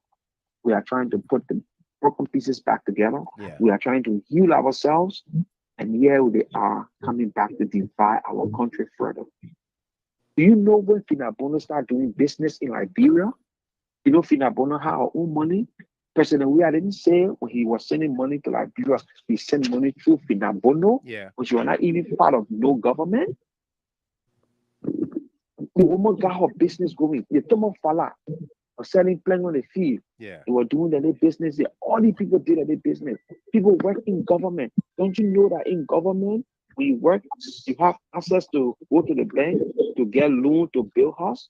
My brother worked for a bank, not even a government bank, a private bank in the country. And they gave him loan to build house. And they take money from his salary every month because of the loan they gave him to build house. He built his house and house reached roof level. And so they get a second piece of the loan to put roof on there and do the other cosmetic of the house. Are you going to say that man stole money? What are people doing, man? Why are they coming to destroy this nation for nothing? But again, Mr. Gilman, we should not sit and allow them to do it. We should not sit. So the man who they call Martin Colley, who going after people, Martin Colley never worked in the history of our country. No, he got whole mansion. But did you see the crappy bill, the 2-story crappy bill calling the mansion? That thing not crap. That thing looking at chicken horse to me. Just like poor story on top of story and put it over there. And you say you big, man, like what you call mansion? Mansion, my man, the man mansion. We call it mansion. Where you got the money for is the thing. Yeah, to build a thing. They're pointing fingers at other people, but they can't point it at themselves. We are government that build homes that got cars in their possession too. Are you going to take it from them, or you only target these citizens? No, they won't. They won't. Don't see them going after you or Unity Party people that working President we are government. You go to the former police director to disgrace him like that in the public. President we are government. I believe because they always say that time and get stole money and put it in your mind grave, or you get diamond and go in your mind grave, how you put lead all around it. Sooner or later they will ask them to go to such the grave. I'm telling you, if they get in line, that's true. Gonna do that. These people are people to the place they want to. People too angry. They're so angry. They're so angry that they want to disgrace this party or these people in the party so bad, or even make them disappear from the face of Liberia. It will not happen. But the sad thing about it, CDC is not standing tall enough. Mr. Gilman, you and myself are here. The first 3-4 months in President we are administration, our job was getting tired because we were here debunking lies and deception. Lies, you remember? Every day. Because they were only the machinery was so loud that the international community were asking President we are, what is going on in your country? What are we hearing? What are we doing? What's going on? We hear they say $16 billion missing. We hear they say another one missing. People are dying. What's going on? The president went into the United Nations to give his stuff. Speech, He went to France and all his speech. Yes. Asking him what's going on.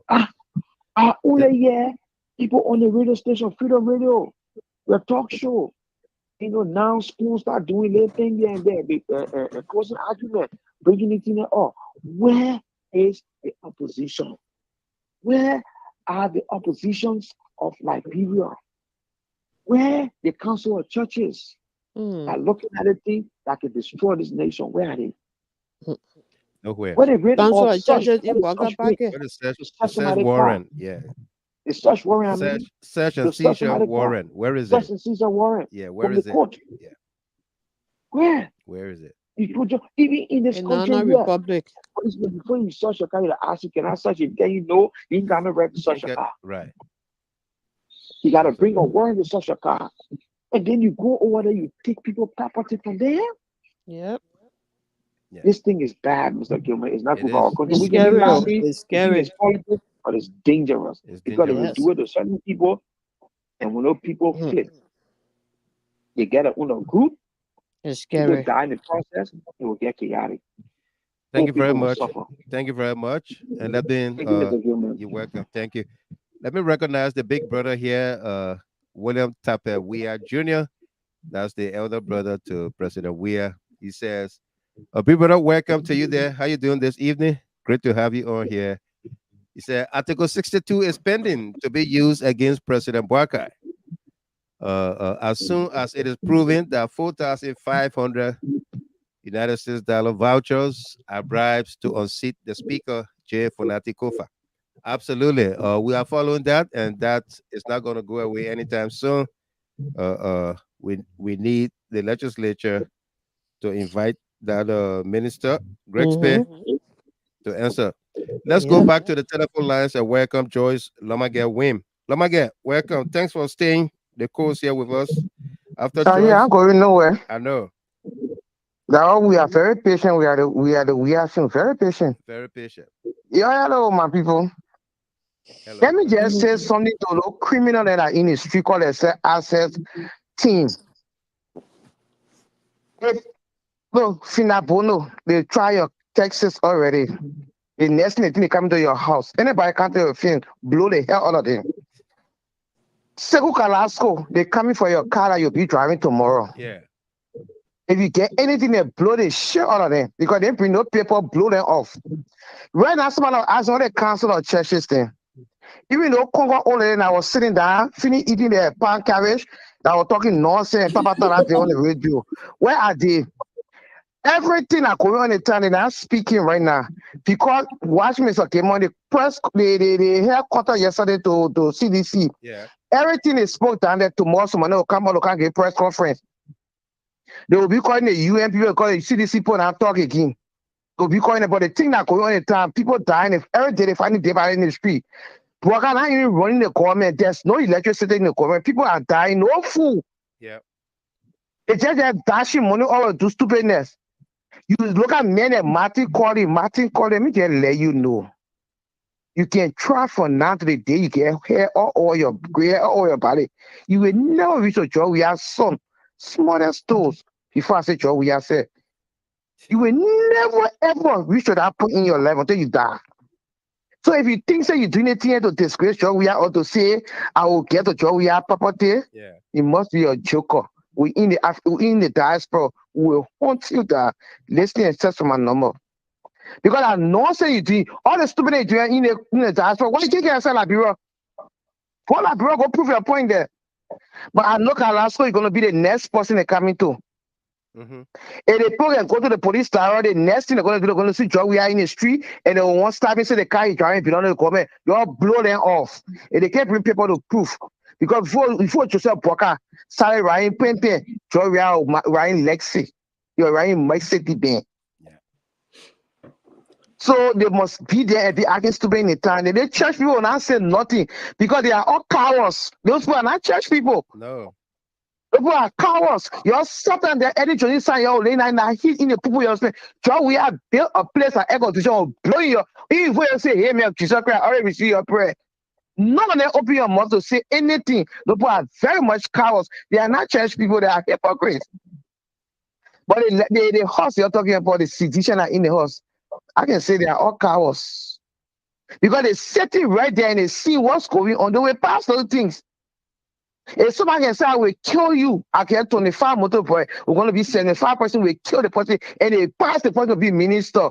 And they sat in the same place. One just because Sudue protecting the property, they feel Sudue. They put in the hole like, oh, you. I mean, they're now saying only part of them right now. Because no, seriously, they are not acting as citizens, they are all scared. Yeah. They put all the photo for you that now yet nobody will take it from there. You speak your mind. The people sitting there, the people sitting in America, they will lie on you and they will take it from your offices there. You're sitting there like a power to say nobody passing. Whatever you make cannot send the point and say we deny you. Because you're so much now to deny people, but you're sitting like there, the people passing. Don't let the people passing and you're destroying Liberia. They come from the time that truth they go to the time I get great. You gotta wonder what in that great, whatever I man body there all that money there. They will go to Finda Bundoo house. That last school, I'm telling you. Forget about the fasting on the party here, you blow them up. After what we all have to pray. Because that nonsense between Liberia, the part of gangster in the street, they didn't even know the head to the toe. They saw you buy because they put all their money in the red bank. For 12 years, they invested in red bank and in the people hotel and motel and nightclub there. They ain't got one kitchen, all of them are running behind people. They still living in people's basement there. You got the boys and they got 20,000 and 10,000 on the paycheck and build a mansion. But I know that one person I believe they will not mess around that I can't agree because you know what you do to them. It's okay, my time those useless asset people they don't even know their man. No, ask me. Thank you very much. Thank you very much, Joyce. Lama get Wayne. And Comfort Mommy Tay says, they stopped my brother who wasn't even a government employee. Sad. Which one of them? Comfort, that's the guy on 16th Street? Wow. I know. Big brother, Tapet, Jara, I'm doing fine. Thank you, man. Thank you. Good to see you. Let's go to our next caller on the line here. 614-6747. Hello. Hey, Mr. Gilman, how you guys doing today? I'm good. Welcome. Yeah, I'm Joseph Tamai. Tamai from Ohio. Yeah, I call from Columbus, Ohio. Columbus, Ohio, yeah. After you, we'll go to Germany to welcome Dr. Rahim. Go ahead, Tama. So, you know, the Liberian people made a big mistake that is haunting everybody today. Whether opposition, imposition, whatever, it will haunt everybody. They saw Joseph Boakai record, knowing that he is not an administrator, he is not a leader figure, but they chose to vote him. Right. There is no job in his history that he spent 4 years in, or 3 years. Only being vice president of Ellen Saleh. And that one is because of the constitution. Yeah. But he would have fired him. It's because of the constitution. The constitution. Yeah. And he would have fired him. And maybe that's all. So they saw all of these things. They knew the man constituted to leave, and they voted him. Now, everywhere in Liberia, people crying. Those who voted regretting their vote. They are. But one thing I want to tell these guys, the asset recovery team, I know they are incapable, they are inexperienced, they have no job experience. And Boakai, I don't want to mention that word, appointed them to those positions without thinking that that position is a position where you need technical people, trained, disciplined people, and just chunk the boys there. I'm telling you. Look, I can tell you, the head of that organization, he's doing it because he's under pressure. He's a legal practitioner. He knows the right thing to do, but he's under pressure. He's under pressure. Look, let's say, for example, you want to recover vehicles, right? Right. Your duty is to go to the GAC, call for all the ministry vehicle records. Get them, target, let's say, Ministry of Agriculture. Go to Ministry of Agriculture with their document, their file, ask for all of the vehicles that are listed. If they are not present there, the next thing you do is those who use the vehicle, invite them. If you find them guilty, it's not a responsibility to go after their properties. I think you need to send them to the Minister of Justice. They will be invited, interrogated. If they are guilty also, then the Minister of Justice will take them to court. It is a court responsibility to seize their asset and not you. Right. And they're not you running around here. What kind of empty-headed people the Oberko and just come over there? You see where he said and just sleep. You see where he said and like nothing. He empty. What? He's empty. He just said and like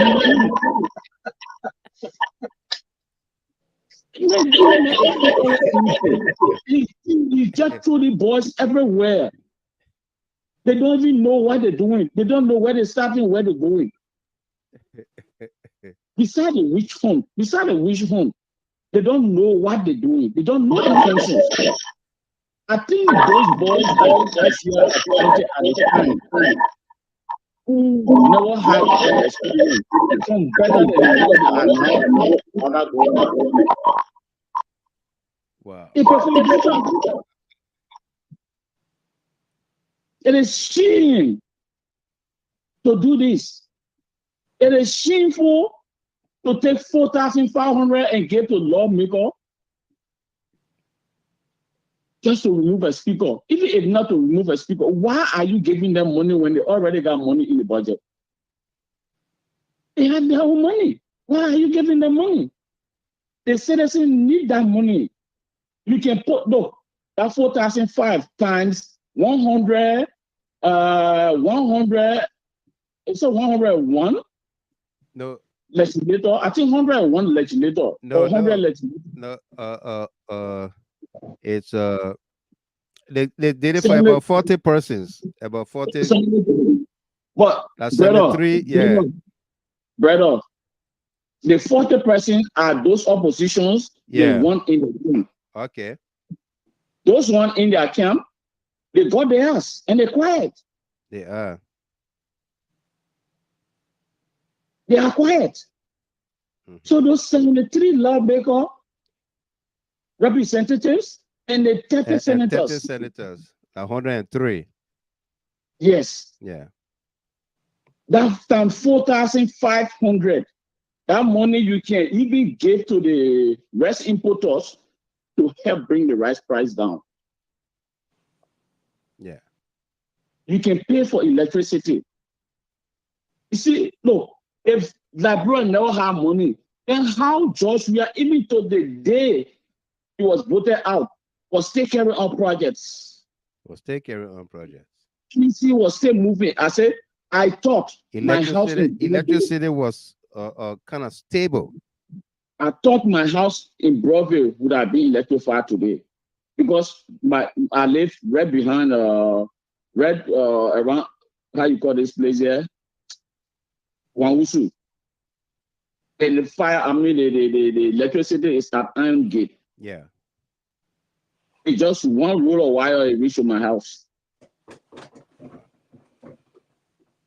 Just one roll of wire reached my house. So I thought I want to get electricity, but today, even those that we are getting electricity to, they can't see it anymore. They got current, but no voltage. Yeah. They got current, but no voltage because current already. Yep. Current already in the wire, and then need voltage to push it out. Right. Thank you very much, Tama. For 3 months now, Boakai, you can't do nothing. Who are you? After serving 12 years. Yeah. Your Minister of State served in the same 12-year government. Who are you guys? What are you doing? So you forgot all you learned before? People are dull. Goodbye, brother. Thank you very much, Tama there from Ohio. And of course, we said let them go and recover this food that Mo Ali eating and give it give it to the Zogos. Rahim. Welcome. Yeah, Mr. Gilbert. Everybody in the land of closely. Says messaging. Apostle, I salute you, apostolic salute. You know, Mr. Gilbert, anytime you go in the street when you mire any girl in uniform, school uniform, yeah, walk to the uniform school and buy uniform for your wife, even when she old. So, you know, there's two things of going to school and not working in government. There's a very big difference than what says Mr. G was talking. If you bring somebody like Martin Colley, he says he's an economist. In economics, certain thing they call cita falabros, the reality and the theory. Right. You don't base on reality. They have experience and perspective. So somebody who went to school but never worked in government, they will always live on the theoretical knowledge, but they will be lacking the real world application in every society. The understanding of government is a process and policy. It comes with a lot of challenges. On the other hand, somebody who went to school and also work in government has the first-hand experience to navigate any complexity in anything of government, which means they have deeper understanding how government function and how it practice. So having said that, he said witch hunting, Mr. Gamer, a lot of people don't know what witch hunting can do. Witch hunting, when you look at it historically, has a diversity of reflecting on society and country.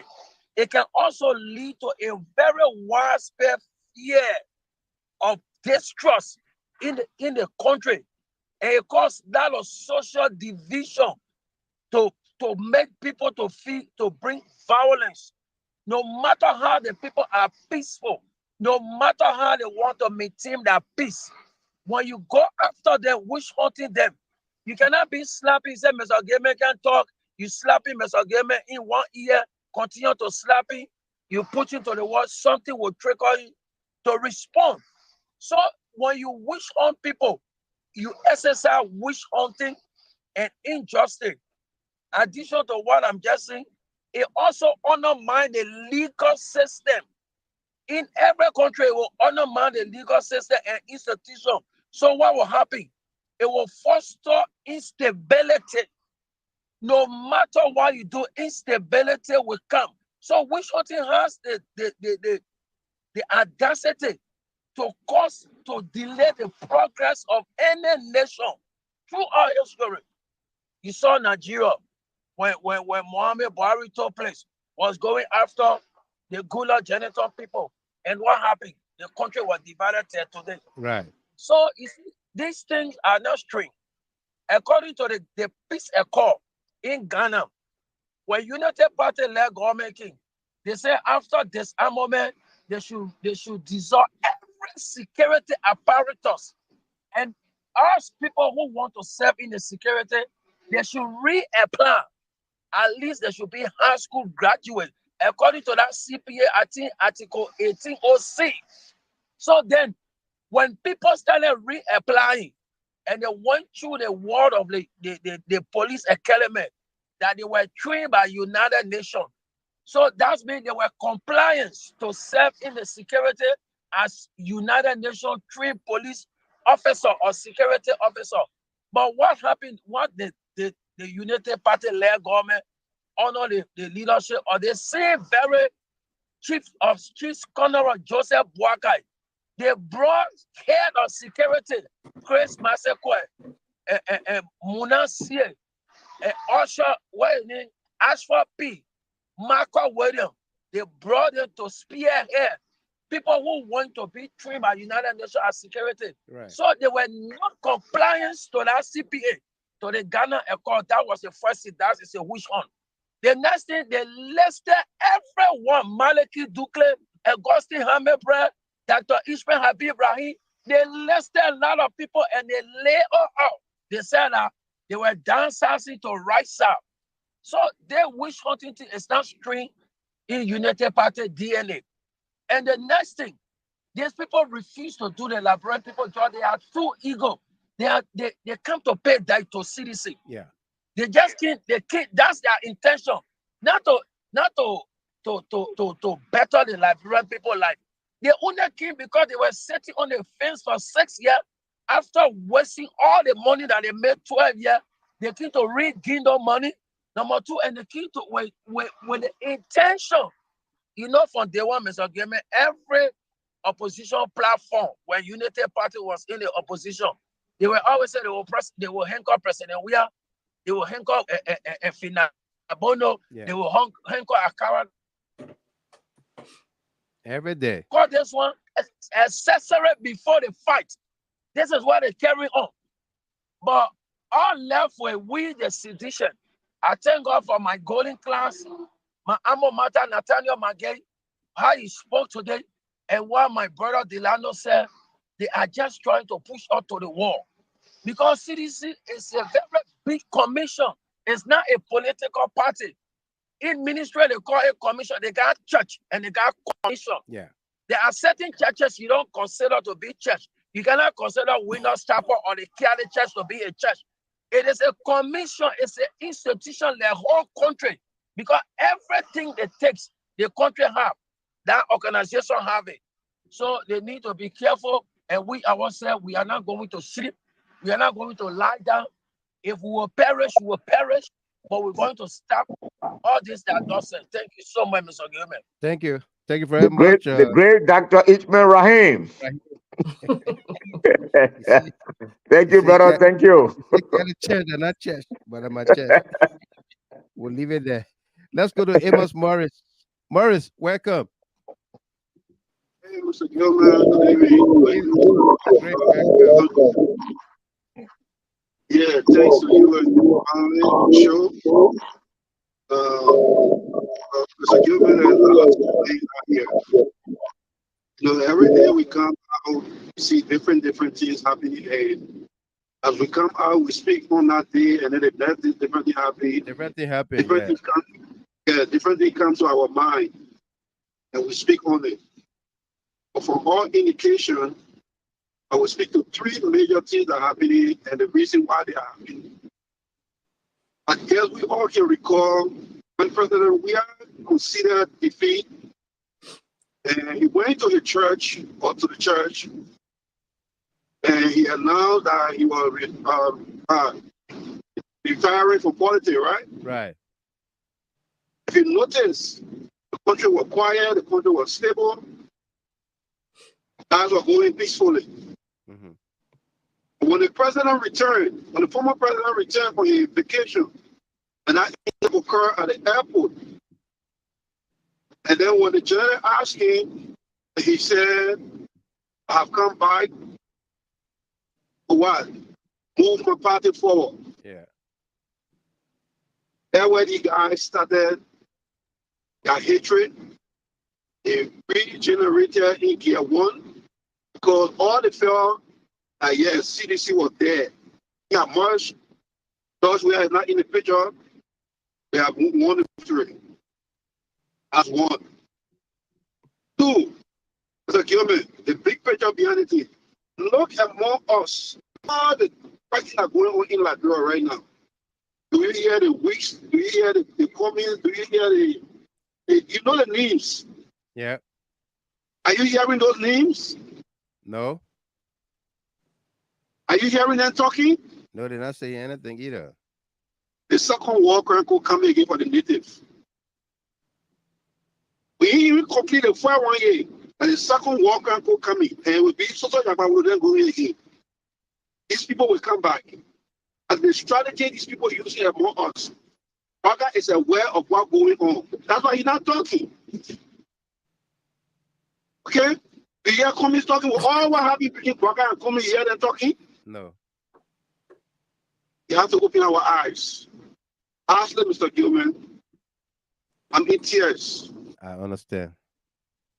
I'm in tears of a mother who stood for it. I'm not speaking on behalf of United Party. I'm sorry if I'm sounding the way I'm sounding. Who stood for United Party? She's the chair lady as we speak for United Party in Nima County. I stood on ground for Baga to win this presidency. You know what that woman is lying on right now? I just took her to Tabitha Hospital, Jackson Field Hospital. Tonight, that's where she lying on her dying bed. I'm responsible for the bills. Call Tabitha Hospital. If you get anybody in Tabitha Hospital, call and ask for Margaret Cassell. Wow.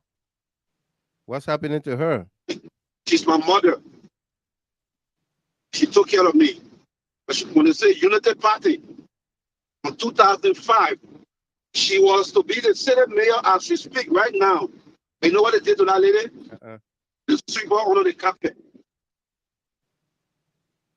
She's lying in the hospital right now. I have to transport her from San Nicolas this morning on an emergency vehicle. I can be able to speak to her tomorrow morning. And I will talk to her to come on the show to explain her story. What they have done to her. Let's and they want to see her there. Let's just pray for her to be all right. All right, she will be all right. Okay, great. So this is the kind of country that we are growing for our children. Because you wear CC t-shirt or you wear United Party t-shirt, we are enemies. But some of us who will turn the paradigm shift around and we say no to that hatred. Because if we don't stand up for our country, we are doomed. I'm asking the question, do you hear the need? Are you hearing that talking? Somebody, I think I was Susan Lomaga, we said, the old man in that came from the former settlement was causing Norway. Do you hear them talking? Are you hearing them talking? People sitting out to watch or kill each other again. And then they come and milk the country. Uncle, Martin Colley, the name that we hear is so native people children. Fighting among ourselves. But Sunday, our father, the king, left the goal. People keep using us. The second World War coming, we are not even established the first one yet. As you see, the target in the whole thing is President Weah. I can tell you that for free. That's why they managed to disguise, to take away all his security away, disarm them so they can be vulnerable to anything. Yeah. Because they feel that he's the man I want to put the native together. They don't want it to happen. You know, it says here that any president we are led our country. It was against their will. That's why from day one, the president took office. They put a student in the street, say teacher in TP. That students will go demonstrate with the teacher. After that, 16 billion problem came out.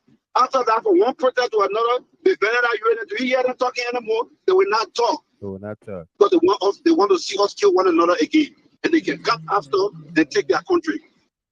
If we don't put ourselves together, we'll continue to be the slave. Thank you, Mr. Gilman. Thank you very much, Amos Morris.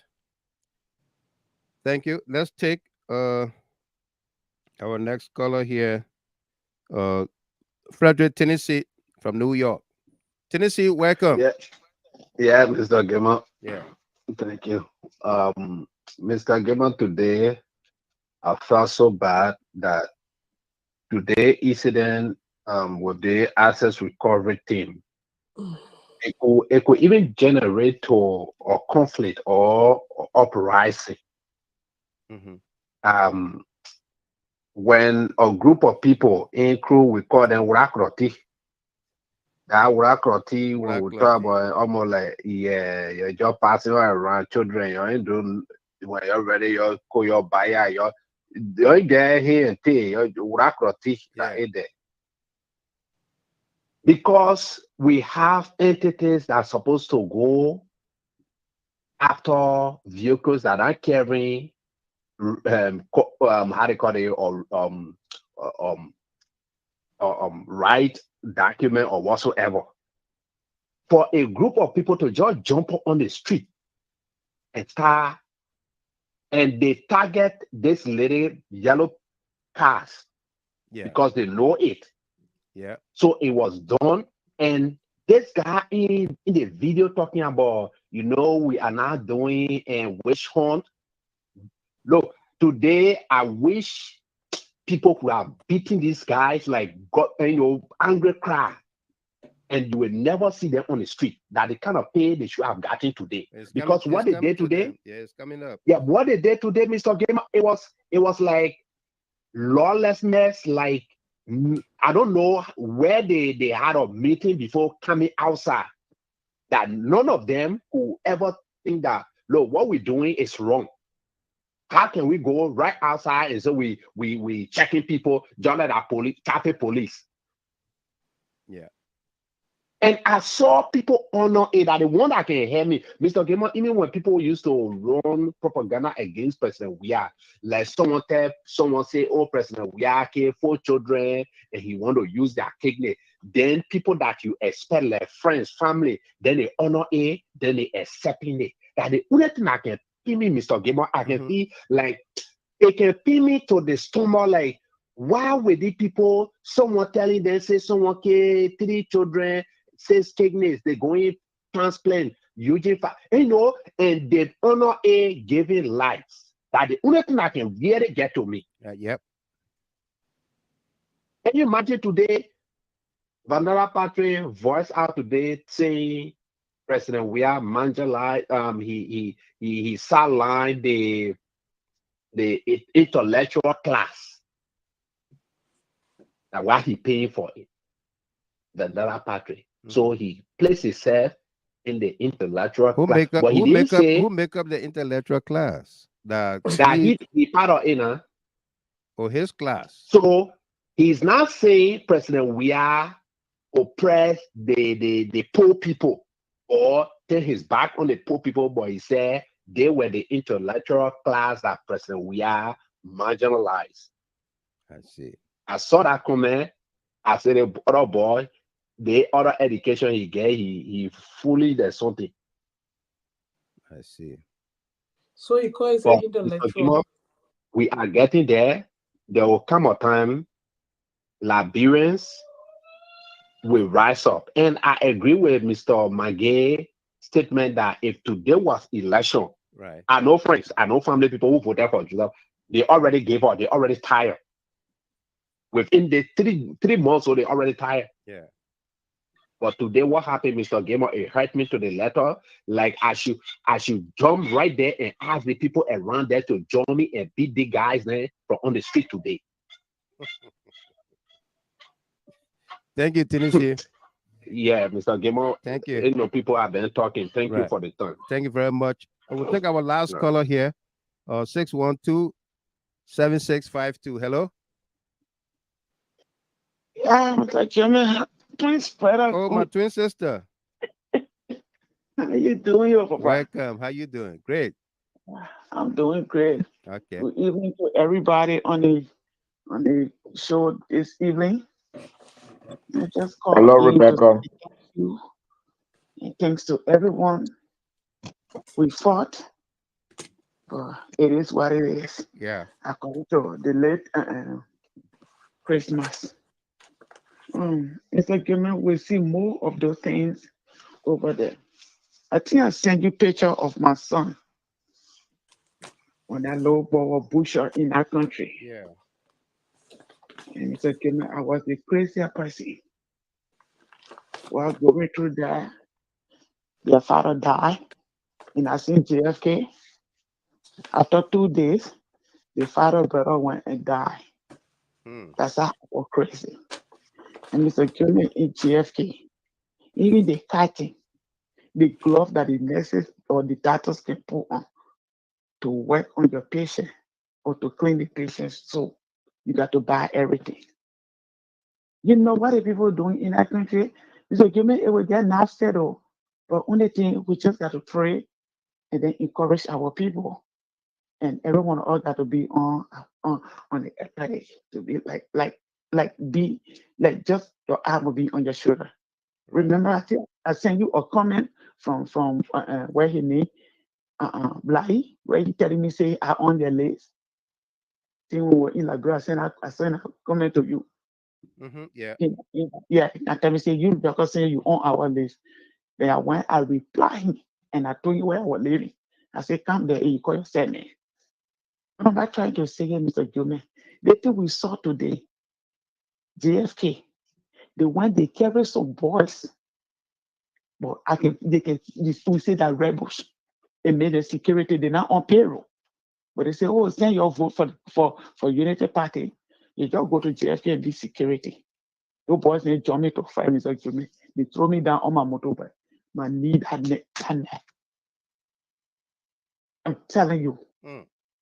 We have to call to Central. One of my cousins who work in the police, 109, he had to call for Central. He said, you'll go to GFK. My sister that came from the state. The security that they threw her down from the motorbike. I went to buy my son medicine. I want to buy the medicine, the cutting. You just need the gloves and everything. Coming back, those rubber boys came to that gate. They said they are security, I can't enter. When I went to talk, they throw me for on that bike. What am I trying to say here, Mr. Chairman? What they were doing today, I will honor that thing. I think Tennessee saw my comment there. And I told him, when then the other fat guy that day, he telling the people that he, wait a minute, Patrick Sudue had people, his family in his car, that he taking them away.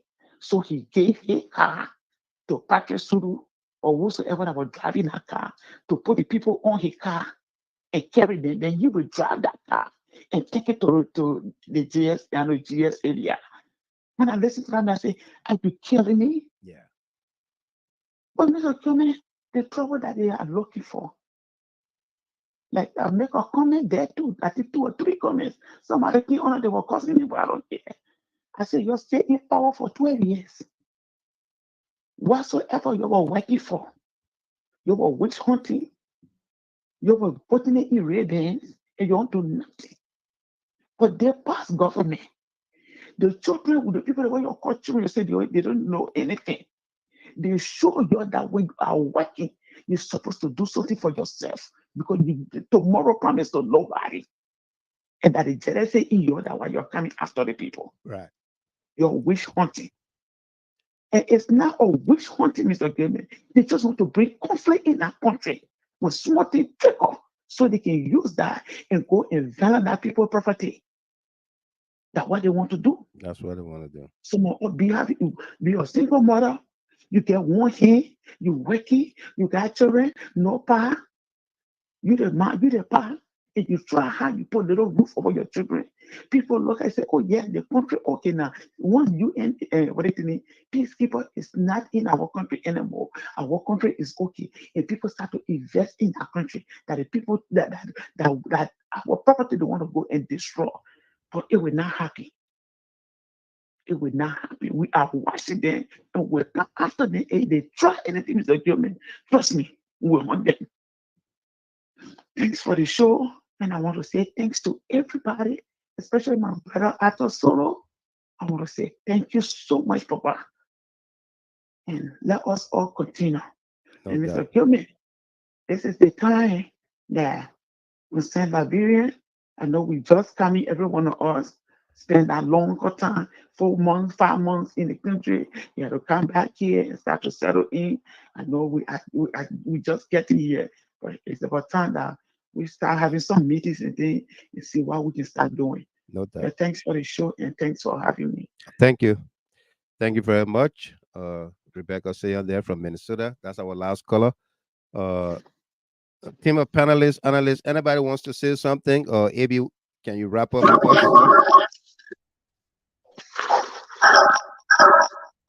Well, brother, I mean, all have been said tonight, and I can see the passion in people. I can see the frustration.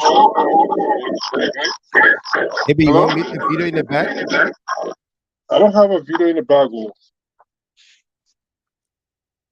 All right, go ahead. Hello? No, I don't have a video on. Nothing. All right, go ahead. Yeah, again, my brother, a great show. And like I stated, I see the passion, I see the concern, I see the love for a nation that everyone want to see it prosper, but indeed it's in the wrong hands at this point. We should not relent. Right. You know, this guy got a saying, and people want to take it for a joke. Isaac Jackson. He said this Unity Party government have decided to put Liberia in a handcuff and drag it to hell, I'm telling you. Yeah. And exactly that's what's happening. But we will not allow that to happen. No. And you know, Tiny Fastman, my brother, all I can tell I want this public call to the seditions. The reactions are in Liberia. They should not move in isolations. And whatever they can do to protect their leader, especially the president, a former president, it should be done. Yep. Because these people, like I stated earlier on, if they could muster the courage, the tenacity, the bravery to shut a VIP law enforcement president we are, they can do anything. Don't be surprised if they start paying in the traffic and demand him to get up from his car so that they can take it somewhere. To be brave to do that. Absolutely.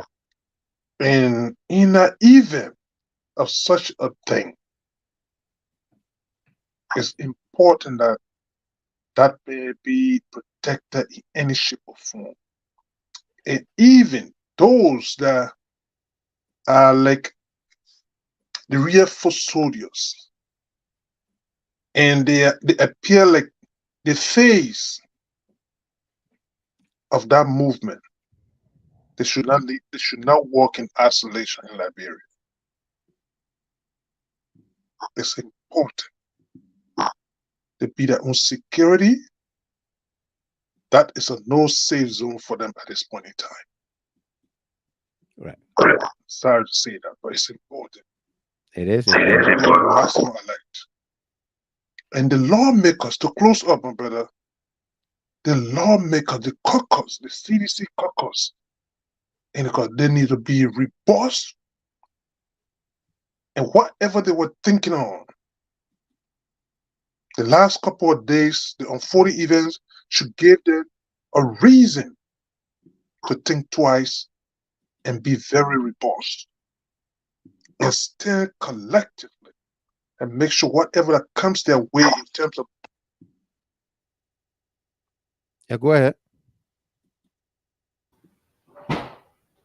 AB. Okay, go off. Yes, I'm there. Yeah, my brother. So, like I stated, I said the lawmakers, CDC, the legislative caucus, they should be very robust. And whatever some of them were thinking about, I think they should give it a second thought and stand by for anything that would bring a level of peace and harmony in our country. Right. Because this is no joke in our place. These people, they mean something. The fact that you have a party, all of the angry people, all of the resentful people that you can think about during the opposition days, they have amalgamated themselves. They gathered together and then they joined the so-called train. And today they are exhibiting at the gunpoint and all this kind of people. Yeah. For crying out loud. The butt naked. You just name them. Name them. Scavenger. There you go. There you go. Good English.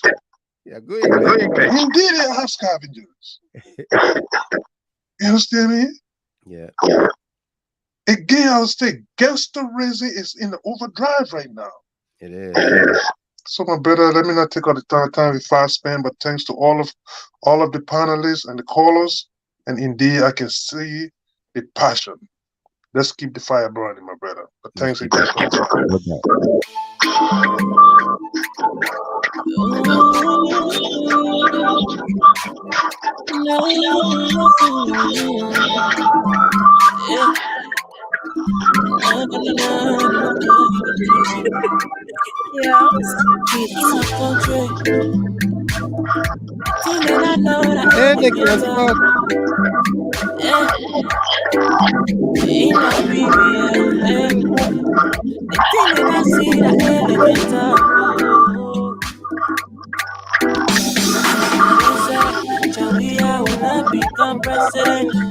Somebody said, Joey, will not win presidency.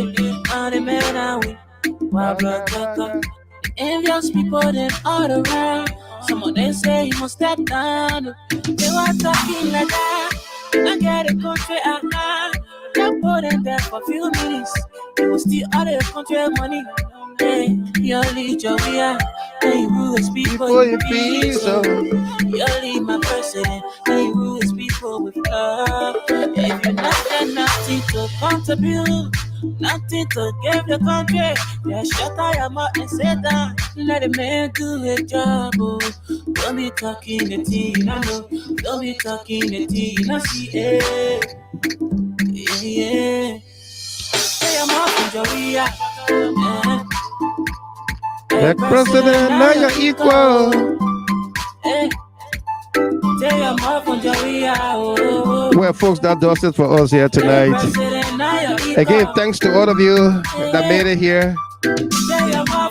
Thanks to our team of panelists and analysts. We indeed had a full house here tonight. Miss Sarah Doper, Roslyn Wendy, Rashad Bezaji Chopin. Thank you very much as always. Every corner, Dilano Tamasa, Apostle Sio, all of our callers into the show tonight. Thank you very much. Our distributors, those of you that train with us as well, thank you very much. Let's keep hope alive. Tell them, take them out for our president. We are.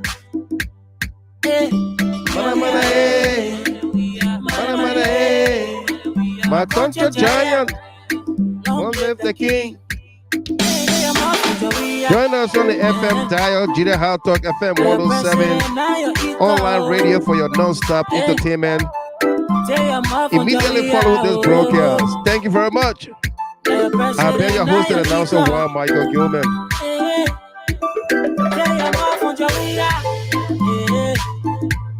Now your president, now your equal. Hey, I'm off on Joria. Now your president, now your equal. Yeah.